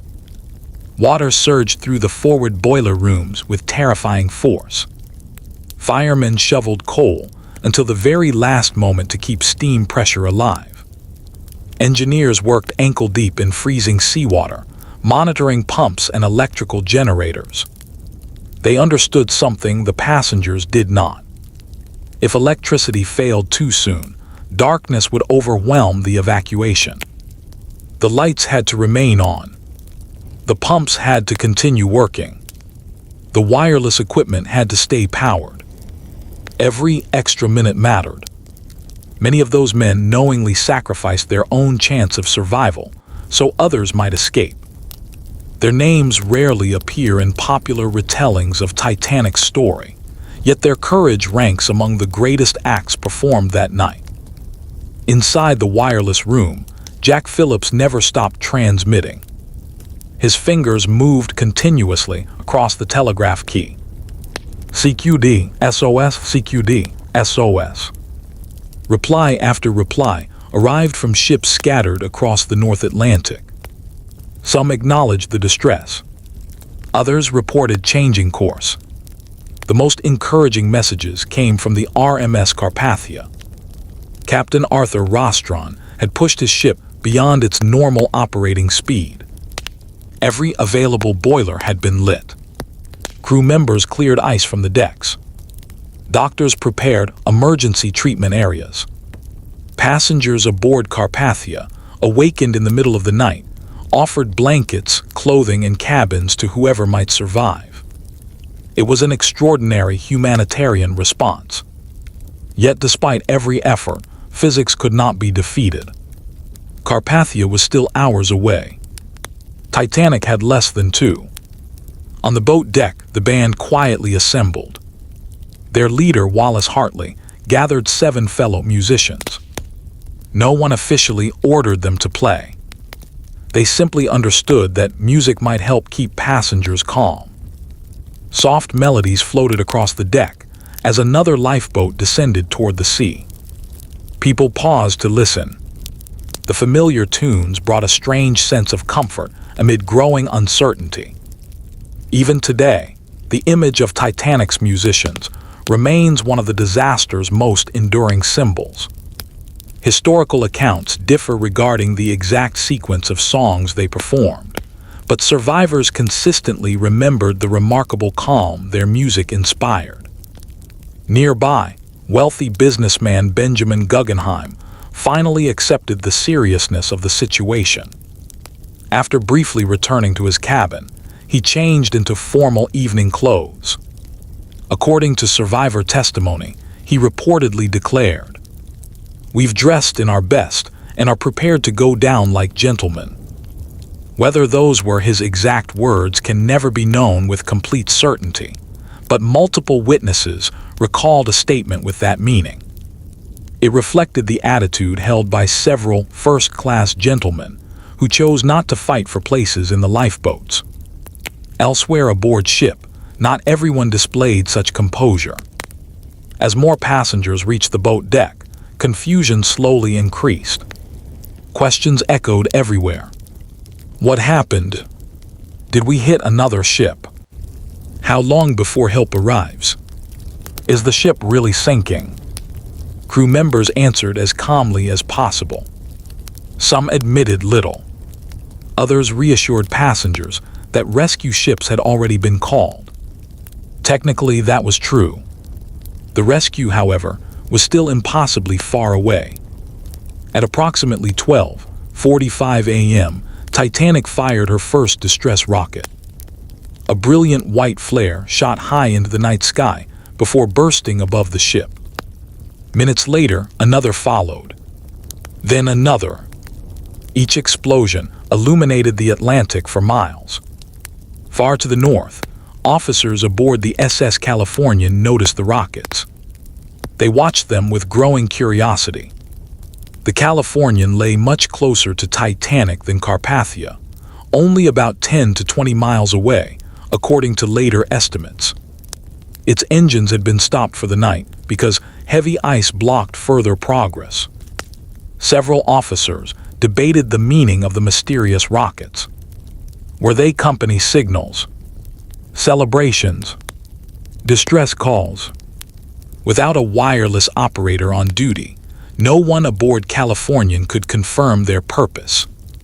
Captain Stanley Lord was informed that a nearby ship appeared to be firing rockets. What happened afterward remains one of maritime history's greatest controversies. Some later argued the Californian should have investigated immediately. Others believed the officers genuinely misunderstood what they were seeing in the darkness.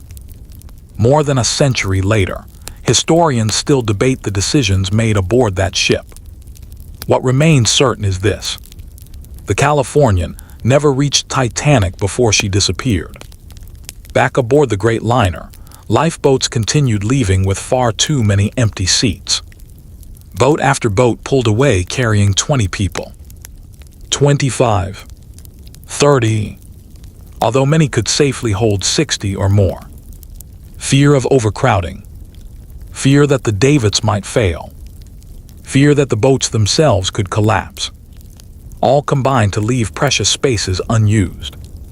Only later, when the full horror became obvious, did survivors realize how many additional lives those empty seats might have saved. The bow had now sunk noticeably lower. For the first time, passengers who had doubted the danger could actually feel the deck sloping gently beneath their feet. Loose objects began sliding almost imperceptibly toward the front of the ship. Inside the mailroom, water had reached the ceiling. Forward cargo holds disappeared beneath the Atlantic. The first boiler rooms had been completely abandoned. As seawater reached hot boilers, violent clouds of steam filled enclosed spaces. Crew members retreated from compartments they had fought desperately to save. Thomas Andrews continued moving throughout the ship, urging anyone he encountered to put on a life jacket and head immediately to the boat deck. Many survivors later remembered seeing him. Calm, focused, never shouting, never panicking, simply doing everything possible to save others. He never attempted to save himself. By 1:15 a.m., there was no longer any doubt. Even passengers with little knowledge of ships could see that Titanic was sinking. The bow rode dramatically lower than before. The cold had become even more intense. The list of people waiting beside the remaining lifeboats grew longer. Children cried. Mothers clutched infants tightly beneath heavy blankets. Husbands embraced wives, knowing they might never meet again. Some promised they would see each other in New York. Others understood the truth, but lacked the words to say goodbye. Across the Atlantic, the stars continued shining with breathtaking beauty. The sea remained almost perfectly still. Nature offered no sign of the tragedy unfolding below. The greatest passenger ship ever built was slowly disappearing beneath a sky of extraordinary peace. And for hundreds still standing on her decks, the realization finally arrived. There would not be enough lifeboats. Not for everyone. As the clock moved past 1:20 a.m., the atmosphere aboard Titanic changed forever. Until then, many passengers had still believed they would all somehow be rescued. The ship's lights remained on. The band continued playing. Officers gave calm, measured orders. There was still an appearance of control. Now, that illusion began to disappear. The bow had settled so deeply that seawater washed across sections of the forward deck. Those standing near the front of the ship could hear the unmistakable sound of the Atlantic pouring into spaces that had never been meant to hold water. It was no longer a distant problem hidden below the surface. People could see it. They could hear it. And for the first time, they truly believed it. Captain Smith walked across the boat deck with a face that survivors later described as solemn and exhausted. He had spent his entire life protecting passengers. Now he faced the impossible reality that he could not save them all. He continued urging women and children into the remaining lifeboats. Several refused. Some wives would not leave without their husbands. Others hesitated because their sons were considered too old to accompany them. Every family faced heartbreaking decisions within seconds. On the port side, Second Officer Charles Littler remained strict. Only women and children entered his boats. Even when empty seats remained, many men stepped back without argument. Some smiled bravely at their families. Others kissed their children one final time. Several simply removed their hats and watched the boats disappear into the darkness. On the starboard side, First Officer William Murdoch interpreted the captain's order differently. If no women or children stood nearby, he allowed men to occupy the remaining seats. His priority was ensuring that no lifeboat left half empty. Both officers believed they were doing the right thing. History would debate their decisions for generations. One story from that night has become legendary. Businessman Isidore Straus, co-owner of the famous American department store Macy's, was offered a place in a lifeboat because of his age. He refused. According to survivor testimony, he declared that he would not leave while younger men remained aboard. His wife, Ida Straus, then refused to board without him. She reportedly handed her fur coat to her maid and said, "I have lived with my husband for many years. Where he goes, I go." The couple remained together aboard Titanic. Their devotion became one of the most enduring symbols of love and loyalty associated with the disaster. Nearby, Thomas Andrews continued inspecting the rapidly flooding ship. He no longer carried hope of saving Titanic herself. Instead, every action focused on saving as many people as possible. Witnesses later recalled Andrews helping passengers into life jackets, directing families toward lifeboats, and calmly encouraging frightened children. He never appeared to panic. He never searched for his own escape. As the water climbed higher, he remained at his post. Deep below the boat deck, the engineering crew fought one final battle. Water surged through additional compartments. The enormous engines, which had driven Titanic across the Atlantic with such confidence, gradually fell silent. One by one, boiler rooms had to be abandoned. Yet the engineers kept electrical generators operating for as long as humanly possible. Because of them, Titanic remained illuminated. Without light, lowering the remaining lifeboats would have become nearly impossible. Those men understood the cost of their decision. Every extra minute spent below reduced their own chance of survival. They stayed anyway. At approximately 1:30 a.m., another distress rocket exploded high above the ship. The brilliant white light illuminated the entire scene. For a brief moment, every lifeboat already floating nearby could see Titanic clearly. The sight stunned those watching. The bow rode far lower than before. The great liner no longer appeared level. Instead, she leaned gently forward, as though bowing toward the Atlantic. From a distance, she still looked magnificent. Her windows glowed warmly against the Black Sea. Smoke drifted from the funnels. Music still floated across the water. But those in the lifeboats now understood that the ship was dying. Many began crying. Others prayed. Some pleaded with the officers to row back and rescue relatives left behind. The officers refused.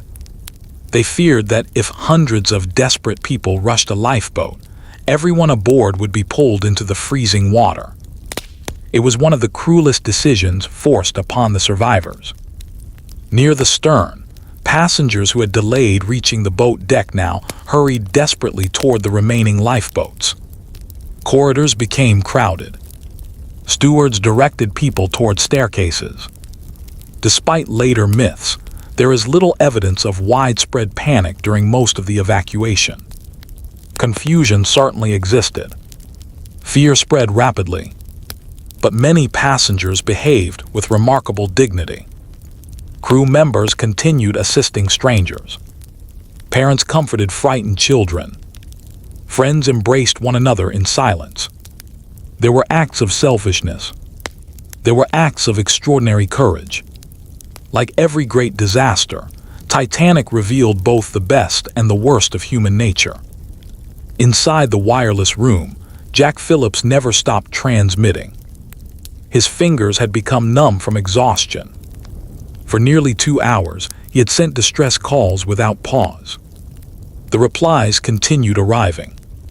Carpathia was coming. Other ships had changed course. Help was on its way. But every calculation produced the same conclusion. They would arrive too late. Captain Smith entered the wireless room briefly. According to later accounts, he quietly released the operators from duty. "You have done your duty." Whether those were his exact words remains uncertain, but witnesses agreed on the meaning. The captain understood there was little more anyone could do. Phillips continued transmitting anyway.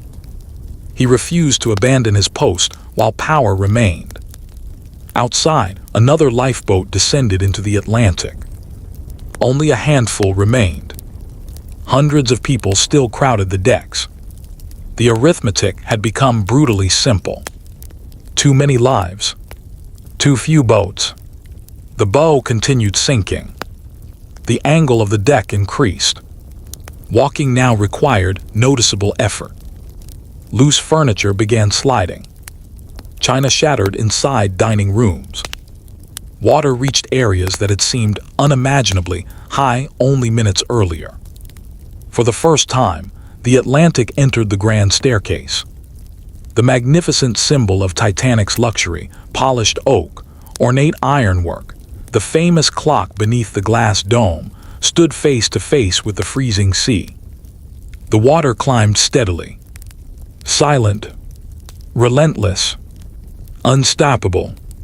The ship that had once been celebrated as the greatest triumph of modern engineering was now being reclaimed compartment by compartment.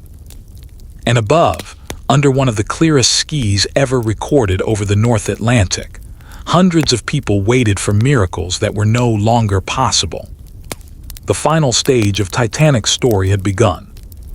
By 1:45 a.m., nearly every lifeboat that could be launched in the traditional way had already left the ship. The boat deck, once crowded with neatly secured lifeboats, now looked strangely empty. Only a few collapsible canvas-sided boats remained. Hundreds of people still stood aboard. The terrible reality could no longer be denied. There would never be enough places. The slope of the deck became more pronounced with every passing minute. Passengers instinctively leaned backward as they walked toward the stern. Some lost their footing on polished wooden surfaces that had become slick with frost and seawater. The freezing air bit through heavy coats. Every breath produced white clouds. Below, the Atlantic remained eerily calm, reflecting thousands of stars as if nothing unusual were happening. Captain Edward Smith continued moving across the boat deck. Witnesses later described him speaking little. His attention remained fixed on the evacuation. He encouraged officers to lower every remaining boat as quickly as possible. No captain could ask more of his crew than Smith did that night. The officers, sailors, engineers, stewards, cooks musicians, and countless other crew members continued working despite knowing that many of them would never leave the ship. One by one, they placed passengers into boats instead of taking the seats themselves. Many knowingly surrendered their own chance of survival. Among the remaining lifeboats were the 2 collapsible boats stored on the roof of the officers' quarters. Unlike the wooden lifeboats, these required additional preparation before they could be launched. Crew members struggled desperately to free them. Time had become their greatest enemy. The bow continued sinking lower. Water advanced steadily through the ship. Inside the magnificent grand staircase, the Atlantic rose floor by floor. The elegant carpets became soaked. The polished wood reflected rippling seawater. Furniture floated free from its place. The masterpiece that had impressed passengers only days earlier was slowly disappearing beneath the ocean. Deep below, the engineering crews remained at their stations. The generators still produced electricity. The lights still burned. Elevators had long since stopped, but the electrical system itself continued functioning because men remained below maintaining it under impossible conditions. Those engineers understood that every additional minute of light meant more lives might escape.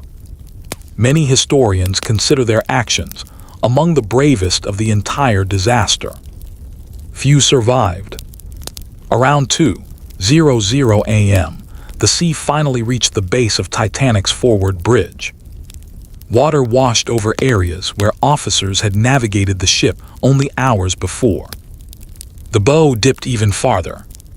People on the open decks could now hear a deep, unsettling sound from within the ship. It was not an explosion. It was the sound of steel under enormous stress. Bulkheads groaned. Rivets strained. Furniture crashed through corridors. Glass shattered somewhere inside. The great liner seemed to be alive, protesting against the unimaginable forces tearing through her structure. The band continued playing. Exactly what their final piece was remains uncertain. For many years, popular tradition claimed it was the hymn, "Nearer, My God, to Thee." Some survivors supported that memory. Others remembered different music. What is beyond dispute is that the musicians remained at their posts far longer than anyone expected. They played to calm frightened passengers, not because anyone ordered them to do so. None of the 8 musicians survived. Their courage became one of the defining stories of Titanic. At approximately 2:05 a.m., the last conventional lifeboat pushed away from the ship. The remaining collapsible boats presented enormous difficulties. Crew members managed to launch one successfully. Another floated free only after seawater swept across the deck. By now, the ship's list and angle made organized evacuation almost impossible. Crowds surged toward the stern, not in uncontrollable panic, but with the desperate urgency of people who finally understood that time had run out. Some passengers climbed over railings. Others searched frantically for any floating object that might keep them alive in the freezing Atlantic. Captain Smith was seen several times during these final minutes. His exact movements remain uncertain because different survivors remembered different details. Some reported seeing him helping with the last lifeboats. Others believed he returned to the bridge. No definitive account exists of his final moments. Like many who perished that night, his last actions disappeared beneath the Atlantic with him. Inside the wireless room, power finally began failing. Jack Phillips continued sending distress calls until the equipment could no longer operate reliably. Harold Bride later recalled the 2 men leaving only when continuing became impossible. Phillips would not survive. Bride would. His testimony later became one of the most valuable historical records of the disaster. As the bow disappeared deeper beneath the sea, something remarkable happened. The stern began rising higher into the night sky. Passengers who had gathered there suddenly found themselves standing on an increasingly steep incline. Walking became climbing. Loose chairs, tables, luggage, and other heavy objects slid violently toward the bow, smashing through anything in their path. People grabbed railings, ropes, and deck fittings to keep from falling. The angle increased. 10 degrees. 15. 20. Every minute demanded greater effort simply to remain standing. The noise grew louder. Deep metallic groans echoed through the hull. The enormous ship had never been designed to support its own weight in such an extreme position. The bow, already filled with thousands of tons of seawater, pulled relentlessly downward. The stern, still relatively buoyant, rose ever higher.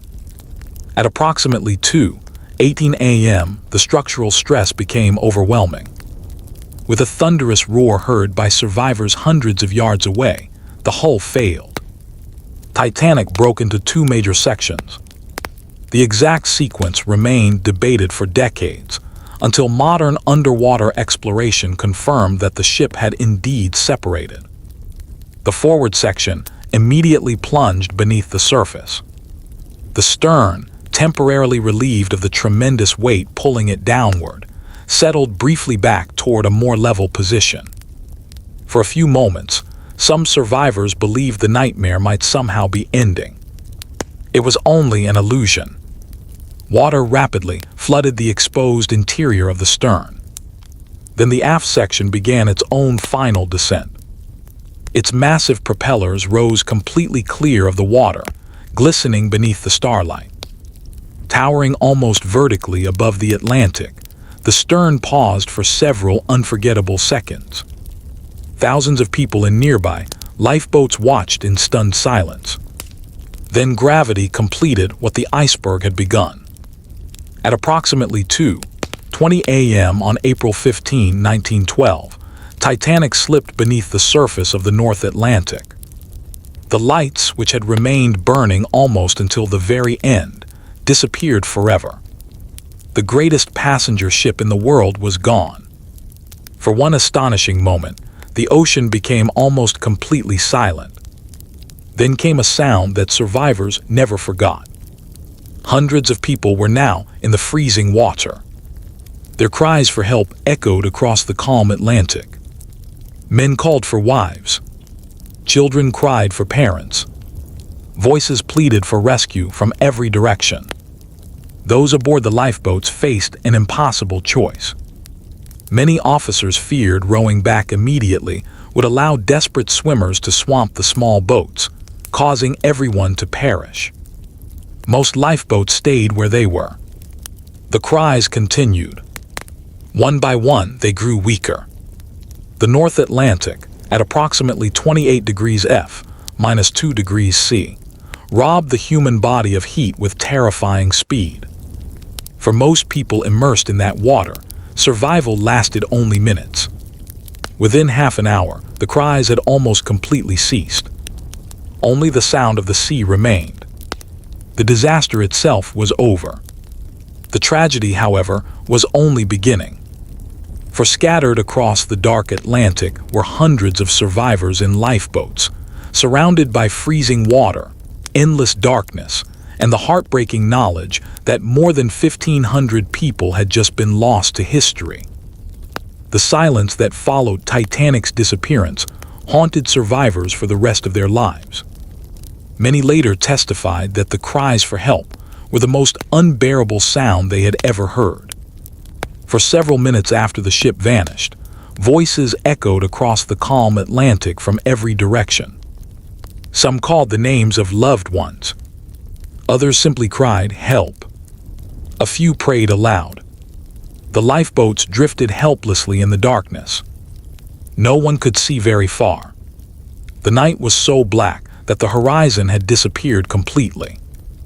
Only the stars above and the icy water below remained visible. Those inside the lifeboats faced an impossible moral dilemma. If they rowed back immediately, hundreds of desperate people might rush the small boats, overturning them and drowning everyone aboard. If they stayed away, those in the water would almost certainly die. Different boats reached different conclusions. Most remained at a distance. A few argued bitterly among themselves. Some passengers begged the officers to return. Others pleaded not to risk the lives already saved. No decision could erase the tragedy unfolding around them. Within minutes, the number of voices began to decrease.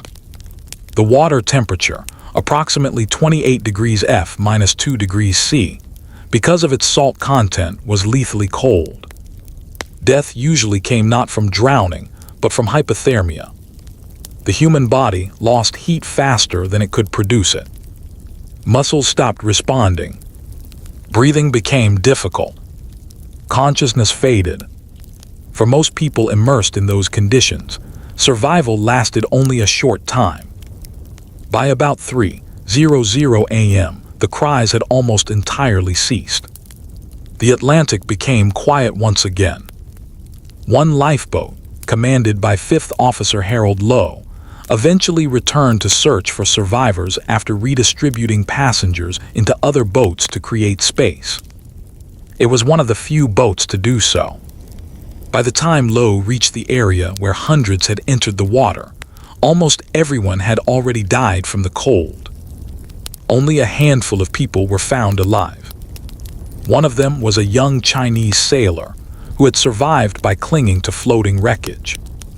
Others had managed to stay above the freezing water just long enough to be rescued. The overwhelming majority could not. Meanwhile, those aboard the lifeboats faced another terrifying challenge. They were still in the middle of the North Atlantic. It was freezing. Most wore only the clothing they had hurriedly thrown on before leaving Titanic. Many had no food, very little fresh water, no shelter from the bitter wind. Some boats carried infants wrapped in blankets. Others contained elderly passengers shivering uncontrollably. Several women sat in complete silence, staring toward the place where the lights of Titanic had disappeared. Some refused to believe the ship was gone. Again and again they searched the darkness, hoping to see her reappear. Instead, they saw only empty ocean. As the hours passed, survivors gradually found one another. Small groups of lifeboats gathered together for comfort and safety. Officers attempted to organize them. The sea remained remarkably calm. Had a storm developed after Titanic sank, many more people in the lifeboats might also have perished. In one of the collapsible boats, conditions were especially desperate. The boat had floated free only after the sea washed over the boat deck. Several men balanced on top of the overturned craft throughout the night, standing shoulder to shoulder in freezing temperatures. Any sudden movement threatened to overturn it completely. Among those who survived that ordeal was Second Officer Charles Littler, the highest-ranking crew member to survive the sinking. He later played a crucial role in helping maintain discipline among the exhausted men until rescue arrived. As darkness slowly gave way to the first hint of dawn, survivors noticed pieces of Titanic floating everywhere. Deck chairs, wooden panels, life jackets, doors, broken furniture, personal belongings, suitcases. The Atlantic had become a vast field of wreckage stretching across the horizon. The floating debris offered silent proof that the unimaginable had actually happened. One of the largest objects drifting nearby was a section of wooden paneling. It supported one or more survivors during the freezing night. Over the years, popular culture transformed similar floating debris into one of the most famous scenes associated with Titanic. The historical reality, however, was far more chaotic and heartbreaking than any single story could capture. As daylight strengthened, another emotion spread through the lifeboats. Hope. Far in the distance, smoke appeared on the horizon. At first, no one dared believe it. Then the smoke grew larger. Slowly, the outline of another ship emerged against the morning sky. It was RMS Carpathia. Captain Arthur Rostron had driven his ship through dangerous ice at maximum possible speed throughout the night. Additional lookouts stood watch from every available position. Engines operated beyond their normal routine. The crew had prepared hot drinks, blankets, medical stations, and spare clothing for whoever they found. At approximately 4:00 a.m., Carpathia reached the disaster area. The first lifeboats fired small signal flares. Others waved lanterns. Some passengers cried openly with relief. The rescue had finally arrived. Carpathia immediately began recovering survivors. Rope ladders were lowered over the side. Some exhausted passengers could barely climb. Crew members physically lifted children into safety. Doctors examined those suffering from severe exposure. Steaming cups of coffee and hot soup were distributed. Blankets wrapped around shivering shoulders. For many survivors, the warmth felt almost unbelievable after hours in the freezing Atlantic. Captain Rostron personally supervised the rescue. He ordered every possible effort made to locate additional boats and survivors. Again and again, Carpathia circled through the debris field. Lifeboat after lifeboat approached. Each carried its own stories of courage, sacrifice, heartbreak, and survival. Some families reunited on deck. Others searched desperately among the rescued, only to discover that loved ones were missing. Questions filled the air. Have you seen my husband? My daughter? My brother? Most received no answer. By approximately 8:30 a.m., the last lifeboat had been brought aboard. Carpathia now carried around 705 survivors. Behind them, the Atlantic remained covered with floating wreckage. More than 1,500 people had been lost. Captain Rostron briefly considered continuing the search. But there was little hope of finding anyone else alive after so many hours in the freezing water. With profound sadness, he ordered Carpathia to set course for New York City. News of the disaster spread rapidly across the world. Wireless stations relayed the unbelievable reports from ship to shore. Newspapers rushed to print extra editions. Many early headlines contained incorrect information. Some even announced that Titanic had survived and was being towed safely. Families waiting in New York clung desperately to those hopeful rumors. They gathered at the White Star Line offices, at the docks, at newspaper buildings. Everywhere they searched for information. As more accurate reports arrived, hope gradually gave way to grief. Lists of survivors began appearing. Families scanned every name. Some found the people they loved. Many did not. The greatest peacetime maritime disaster the world had ever witnessed had become reality. And although Titanic herself now rested nearly 12,500 feet, 3,800 meters, beneath the North Atlantic, her story was only beginning.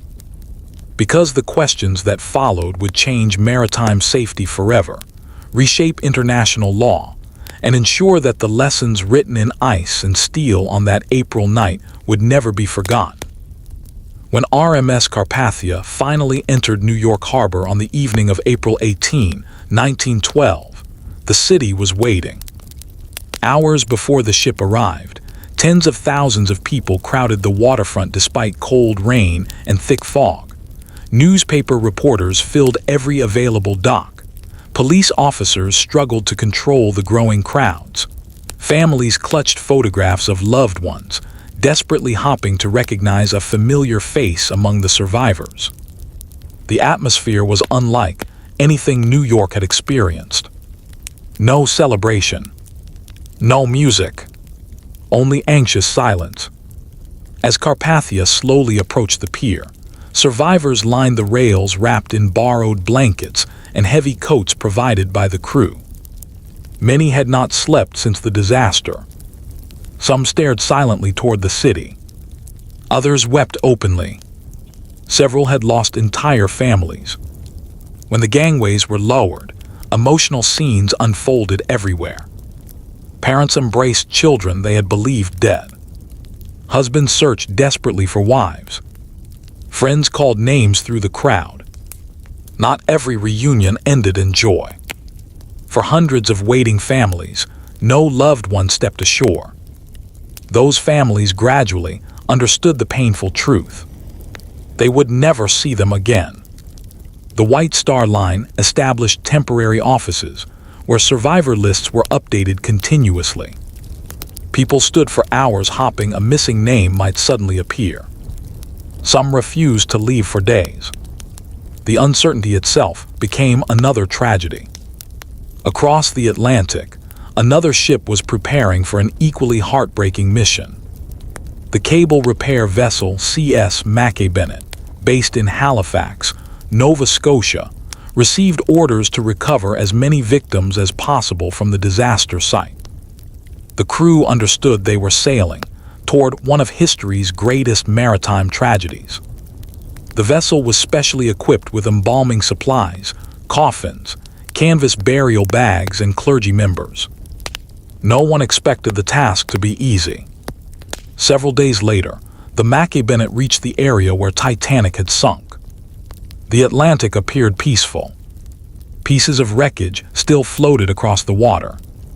Then the crew began finding bodies. Some still wore life jackets. Others drifted quietly in the freezing sea, exactly where they had entered the water days earlier. The recovery effort lasted for weeks. Ultimately, 337 bodies were recovered by several ships. Many victims could never be identified. Others were buried at sea because preservation proved impossible. Those brought ashore received respectful burials, many of them in Halifax, where cemeteries still preserve their memory today. Meanwhile, public reaction exploded around the world. Newspapers devoted entire front pages to Titanic. Artists produced illustrations showing the sinking. Churches held memorial services. Governments demanded answers. How could the greatest passenger ship ever built disappear during her very first voyage? Why were there not enough lifeboats? Why had nearby ships failed to arrive sooner? Could the disaster have been prevented? Within weeks, official investigations began on both sides of the Atlantic. The first major inquiry opened in the United States Senate, led by Senator William Alden Smith. Survivors, officers, engineers, wireless operators, company officials, and maritime experts all testified under oath. Their testimony revealed details the public had never known. The hearings continued for weeks. Every decision made aboard Titanic came under intense examination. Captain Smith had perished, leaving many questions forever unanswered. However, surviving officers explained the events leading to the collision. Frederick Fleet described spotting the iceberg. Harold Bride recounted the frantic wireless transmissions. Charles Littler explained the evacuation. Passengers described acts of extraordinary bravery and heartbreaking loss. Soon afterward, a separate investigation began in Britain. It reached many similar conclusions. Neither inquiry blamed a single individual for the disaster. Instead, both revealed a chain of failures. Outdated safety regulations, insufficient lifeboats, inadequate emergency procedures, poor communication, overconfidence in modern engineering. Each factor alone might not have caused catastrophe. Together, they created the conditions that allowed tragedy to unfold. One of the most important lessons involved lifeboats. Titanic had fully complied with British law. That shocked the public. People assumed the ship must have violated safety regulations. Instead, the regulations themselves proved dangerously outdated. They had been written when passenger ships were much smaller. Lawmakers had never imagined vessels carrying more than 2,000 people. Within months, governments around the world began rewriting maritime safety rules. Future passenger ships would carry enough lifeboats for everyone aboard. Regular lifeboat drills became mandatory. Crew training improved. Safety inspections grew more rigorous. Another critical lesson concerned wireless communication. During Titanic's final hours, nearby ships could not always receive distress calls because radio operators were not required to remain on duty throughout the night. That changed permanently. International agreements required continuous wireless watches, so emergency messages would never again go unheard. Ice patrols also became a permanent feature of North Atlantic shipping. Beginning in 1914, the International Ice Patrol started monitoring iceberg movements and warning ships of dangerous conditions. More than a century later, it still performs that mission. Technology advanced dramatically as well. Improved navigation systems, better weather forecasting, radar, satellite communications, global positioning systems. Modern passenger ships now possess safety equipment unimaginable in 1912. Yet many of those improvements exist because of lessons written in tragedy aboard Titanic. The White Star Line itself never fully escaped the disaster's shadow. Although the company continued operating ships for years afterward, Titanic permanently damaged its reputation. Her sister ship, Britannic, was modified extensively before entering service, incorporating additional safety improvements inspired directly by the investigation. Ironically, Britannic would also sink during the First World War, though under very different circumstances after striking a mine in the Aegean Sea in 1916. For decades, Titanic herself remained hidden beneath nearly 12,500 feet, 3,800 meters, of Atlantic water. Many believed she would never be found. The depth seemed impossible to explore. The exact location remained uncertain. Ocean currents had scattered debris across a vast area. Year after year, expeditions searched unsuccessfully. Then, in 1985, an international team led by Dr. Robert Ballard and Jean-Louis Mitchell finally located the wreck. The discovery stunned the world. The ship rested in two major sections exactly as survivor testimony had suggested. The bow remained remarkably recognizable despite decades beneath the sea. The stern had suffered catastrophic damage during its descent. Between them stretched a massive debris field containing thousands of artifacts. Shoes, dishes, eyeglasses, personal belongings, pieces of the ship itself. Each object represented a human life interrupted on that cold April night. The discovery transformed historical understanding. Many long-standing debates finally received answers. The breakup of the ship, the distribution of damage, the final resting position. Modern exploration confirmed much of what survivors had described despite decades of skepticism. Today, Titanic remains one of the most studied shipwrecks in history. Scientists continue documenting the wreck, while natural processes slowly consume it. Iron-eating bacteria gradually weaken the steel. Each year, sections collapse. Eventually, the ship that once symbolized humanity's greatest engineering achievement will disappear into the Atlantic forever.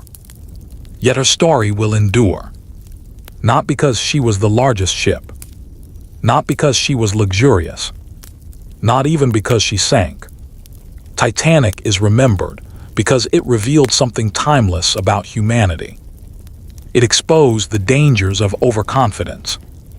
It demonstrated the importance of preparation. It showed extraordinary courage from ordinary people. engineers who remained below to keep the lights burning, musicians who continued playing to comfort strangers, crew members who gave away their own places in lifeboats, passengers who chose loyalty over survival, rescuers who raced through ice to save lives. More than a century has passed since that moonless April night. The Atlantic has long since returned to silence. Ships still cross those waters every day. They do so under safer rules, better technology, and stronger international cooperation, changes born directly from the lessons of Titanic. History remembers many great ships. Few changed the world after they were gone. Titanic did. And that is why her story continues to be told, not merely as a tale of disaster, but as a reminder that even the greatest achievements of human ambition must always be matched by humility, preparation, and respect for the power of nature. The story of Titanic did not end when the survivors reached New York. In many ways, that was only the beginning. For those who lived through the disaster, April 15, 1912, never truly ended. Every survivor carried the night with them for the rest of their lives. Some rarely spoke about it again. Others spent decades answering questions from historians, journalists, and curious strangers. Many suffered what modern medicine would recognize as post-traumatic stress, although no such diagnosis existed at the time. They woke from nightmares. The sound of rushing water haunted them. Cold weather brought back vivid memories of that moonless Atlantic night. Simple things, a ship's whistle, the smell of coal smoke, even the sight of calm water, could suddenly return them to the final hours aboard Titanic. One of the most famous survivors was Margaret "Molly" Brown. Although history later gave her the nickname, the unsinkable Molly Brown, she never used that title herself. During the evacuation, Brown boarded lifeboat number 6. Afterward, she repeatedly urged the boat's quartermaster to return and search for survivors in the freezing water. He refused, fearing the boat would be overwhelmed. Once aboard Carpathia, Brown immediately began organizing relief efforts. She helped create lists of survivors, raised money for passengers who had lost everything, comforted frightened children, translated for immigrants who spoke little English, and worked tirelessly until the rescue ship reached New York. Within days, she had helped raise thousands of dollars for those left homeless by the disaster. Her actions demonstrated that courage does not end when the immediate danger passes. Another remarkable survivor was Colonel Archibald Gracie. Gracie escaped by climbing onto the overturned collapsible lifeboat after Titanic disappeared beneath the sea. He survived the freezing night, but never fully recovered from the physical effects of cold exposure. Determined that the truth should be preserved, he spent months interviewing other survivors and carefully documenting every detail he could remember. His book, The Truth About the Titanic, remains one of the most valuable first-hand accounts of the disaster. Tragically, Gracie's health continued to decline. He died less than 8 months after the sinking. Doctors believed the ordeal in the North Atlantic had permanently damaged his body. The wireless operators became symbols of extraordinary dedication. Harold Bride survived despite severe injury to his feet caused during the sinking. Even after reaching Carpathia, he continued helping the ship's wireless operator transmit survivor lists and official messages. He understood that thousands of anxious families were waiting desperately for news. Jack Phillips, however, did not survive. His determination to remain at the wireless key until power failed almost certainly saved lives. The distress calls he transmitted brought Carpathia racing toward Titanic. Without those messages, the number of survivors might have been far lower. Then there was Eva Hart. She was only 7 years old when Titanic sank. Her father placed her and her mother into a lifeboat, but remained behind. She never saw him again. Eva lived until 1996 and spent much of her life sharing her memories. She often reminded interviewers that Titanic had never seemed unsinkable to her father. He had reportedly expressed concern about the ship's speed after hearing reports of ice. Whether his fears were based on intuition or simple caution, Eva never forgot his final goodbye. Another survivor, Milvina Dean, became the last living passenger of Titanic. She was just 2 months old during the voyage and therefore remembered nothing personally. Her family had planned to emigrate to America. Her father died in the disaster, while her mother and older brother survived. As the decades passed, Milvina unexpectedly became a living connection to one of history's most famous events. When she died in 2009 at the age of 97, no living Titanic survivors remained. The disaster had finally passed completely from living memory into history. Yet Titanic's influence continued growing. Books appeared almost immediately after the sinking. Some were carefully researched. Others exaggerated events or invented dramatic scenes to attract readers. Hollywood soon discovered that Titanic's story captivated audiences, unlike almost any other historical event.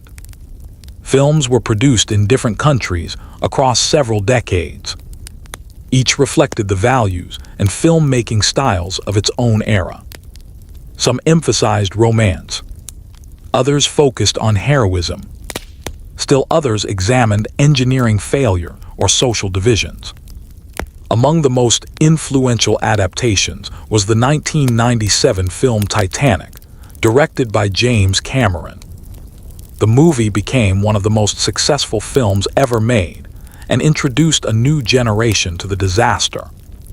Although its central romance was fictional, Cameron invested enormous effort into recreating the ship itself with remarkable historical accuracy. The film renewed worldwide interest in Titanic, leading many viewers to explore the real history behind the dramatization. Scientific research also accelerated after the wreck's discovery. Submersibles visited Titanic repeatedly during the late 20th and early 21st centuries. Researchers photographed cabins, engine rooms, cargo holds, and the famous bow resting on the ocean floor. Artifacts recovered from carefully managed expeditions, including china, personal belongings, luggage, jewelry, and sections of the ship, provided historians with valuable insight into life aboard the liner. At the same time, these recoveries sparked an important ethical debate. Should Titanic be treated primarily as an archaeological site?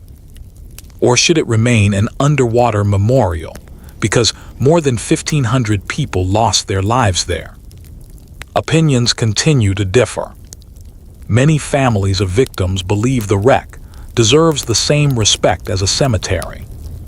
Others argue that carefully preserving artifacts helps educate future generations. The discussion remains ongoing. Modern technology has revealed details impossible to imagine in 1912. High-resolution sonar mapping has documented the wreck in extraordinary detail. Three-dimensional digital models now allow researchers to study the ship without disturbing it. Computer simulations have examined the collision with the iceberg, helping engineers better understand exactly how relatively small openings below the waterline led to such catastrophic flooding. These studies suggest that the iceberg did not rip a single enormous gash through the hull. Instead, the collision caused several narrow breaches along multiple compartments, damage that proved fatal because it extended across too much of the ship's length. The conclusion reinforces one of Titanic's greatest lessons. It was not one giant failure that doomed the ship. It was a series of smaller failures occurring together. Overconfidence, outdated regulations, insufficient lifeboats, communication challenges, environmental conditions, engineering limitations. Each factor alone might have been survivable. Combined, they became catastrophic. That lesson extends far beyond maritime history. Engineers, pilots, physicians, business leaders, and emergency planners still study Titanic today because complex disasters rarely arise from a single mistake. They emerge when multiple problems align at precisely the wrong moment. In that sense, Titanic remains one of history's greatest case studies in risk management and human decision-making.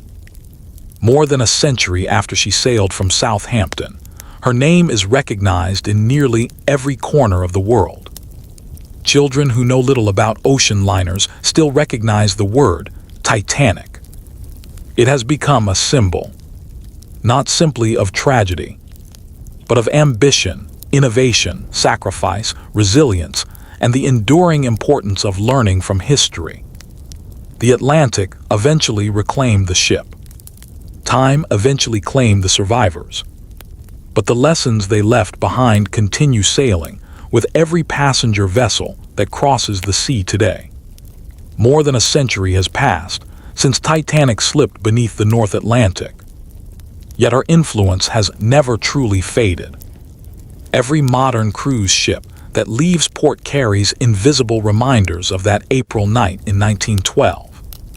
Before departure, passengers participate in mandatory lifeboat drills. Crew members train repeatedly for emergencies. Ships maintain continuous radio watches 24 hours a day. Advanced radar scans for hazards. Satellite navigation tracks precise locations within a few meters. Weather satellites monitor storms across entire oceans. The International Ice Patrol, created as a direct consequence of the disaster, continues to monitor iceberg movements in the North Atlantic and issue warnings to ships during the ice season. Millions of passengers benefit from these precautions every year, often without realizing why those rules exist. Behind each safety procedure lies a lesson written in the lives of those aboard Titanic. Historians also continue uncovering new details. Old letters, diaries, photographs, and family records occasionally emerge from private collections. These discoveries rarely change the overall story, but they add new human voices. A handwritten postcard, a ticket stub, a final letter mailed before departure.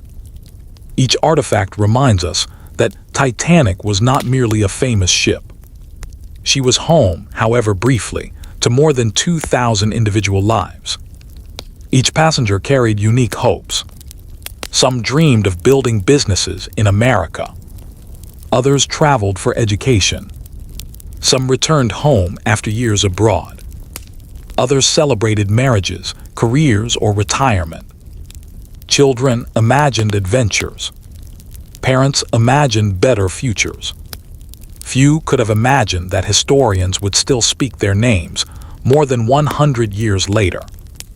The ship herself has also become a race against time. Scientists estimate that naturally occurring bacteria slowly consume the steel structure. Large sections have already collapsed since the wreck was discovered in 1985. The captain's bathtub has disappeared beneath corrosion. Parts of the promenade deck have fallen inward. Rust formations, often called rusticles, continue weakening the remaining structure. Eventually, much of Titanic will disappear completely into the seabed. For that reason, modern expeditions document the wreck in extraordinary detail. High-resolution photography, laser scanning, and digital modeling preserve information before nature erases it forever.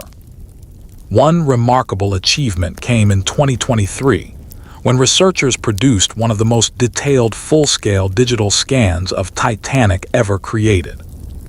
Using remotely operated vehicles and advanced underwater imaging, millions of measurements were combined into an accurate three-dimensional model of the wreck. The scan allowed researchers to examine areas previously difficult to study and provided new insights into the ship's final moments without disturbing the site itself. It demonstrated how 21st century technology continues, helping historians answer questions first asked in 1912. Titanic also changed popular understanding of engineering. Before the disaster, many people believed technology alone could overcome nature. The early 20th century was an age of astonishing innovation. Electricity transformed cities. Automobiles reshaped transportation. Airplanes had recently taken flight. Ocean liners grew larger every year. Confidence in human progress seemed limitless. Titanic reflected that optimism. Her builders never officially claimed she was impossible to sink, but public enthusiasm and newspaper reporting often portrayed her as the ultimate triumph of engineering. The disaster reminded the world that even the greatest technological achievements remain subject to natural forces. That lesson remains relevant today. Modern engineers often study Titanic alongside other historical disasters because it illustrates the importance of planning for unlikely events. Safety systems must assume that unexpected failures can occur. Emergency procedures must be practiced before they are needed. Regulations must evolve alongside technology. These principles now influence industries far beyond shipping. Perhaps the most enduring legacy of Titanic, however, is not technological. It is human. When people remember the disaster, they rarely begin by discussing steel plates or navigation charts. Instead, they remember courage. The engineers who remained below deck to keep the lights burning. The wireless operators who transmitted distress calls until power failed. The musicians who continued playing to comfort frightened strangers. The crew members who helped others into lifeboats before thinking of themselves. The parents who placed children into boats, knowing they might never meet again. The rescuers aboard Carpathia, who raced through dangerous ice to save people they had never met. These stories continue because they reveal something timeless about human character. History is often remembered through battles, kings, presidents, and revolutions. Titanic is remembered through ordinary people making extraordinary choices during extraordinary circumstances. That is why museums dedicated to Titanic attract millions of visitors. That is why historians continue researching every detail. That is why documentaries, books, and exhibitions continue appearing generation after generation. The ship has become more than an archaeological site. She has become a global symbol. Today, somewhere nearly 12,500 feet, 3,800 meters, beneath the surface of the North Atlantic, the bow of Titanic still rests where it settled in the early hours of April 15, 1912. No sunlight has reached that depth since the day the ship arrived there. The water remains near freezing. Silence surrounds the wreck. Fish and deep-sea organisms move slowly through corridors once filled with laughter, music, conversation, and dreams of a new life. The grand staircase no longer stands. The luxurious dining rooms have disappeared. The cabins have largely collapsed. Nature has patiently reclaimed what human hands once built. Yet despite the passing of more than a century, Titanic continues to speak. Not through words, not through machinery, but through the lessons she left behind. Respect nature. Prepare for the unexpected. Never assume success makes careful planning unnecessary. Value every human life equally. And remember that even in history's darkest moments, courage, compassion, and selflessness can shine brighter than fear.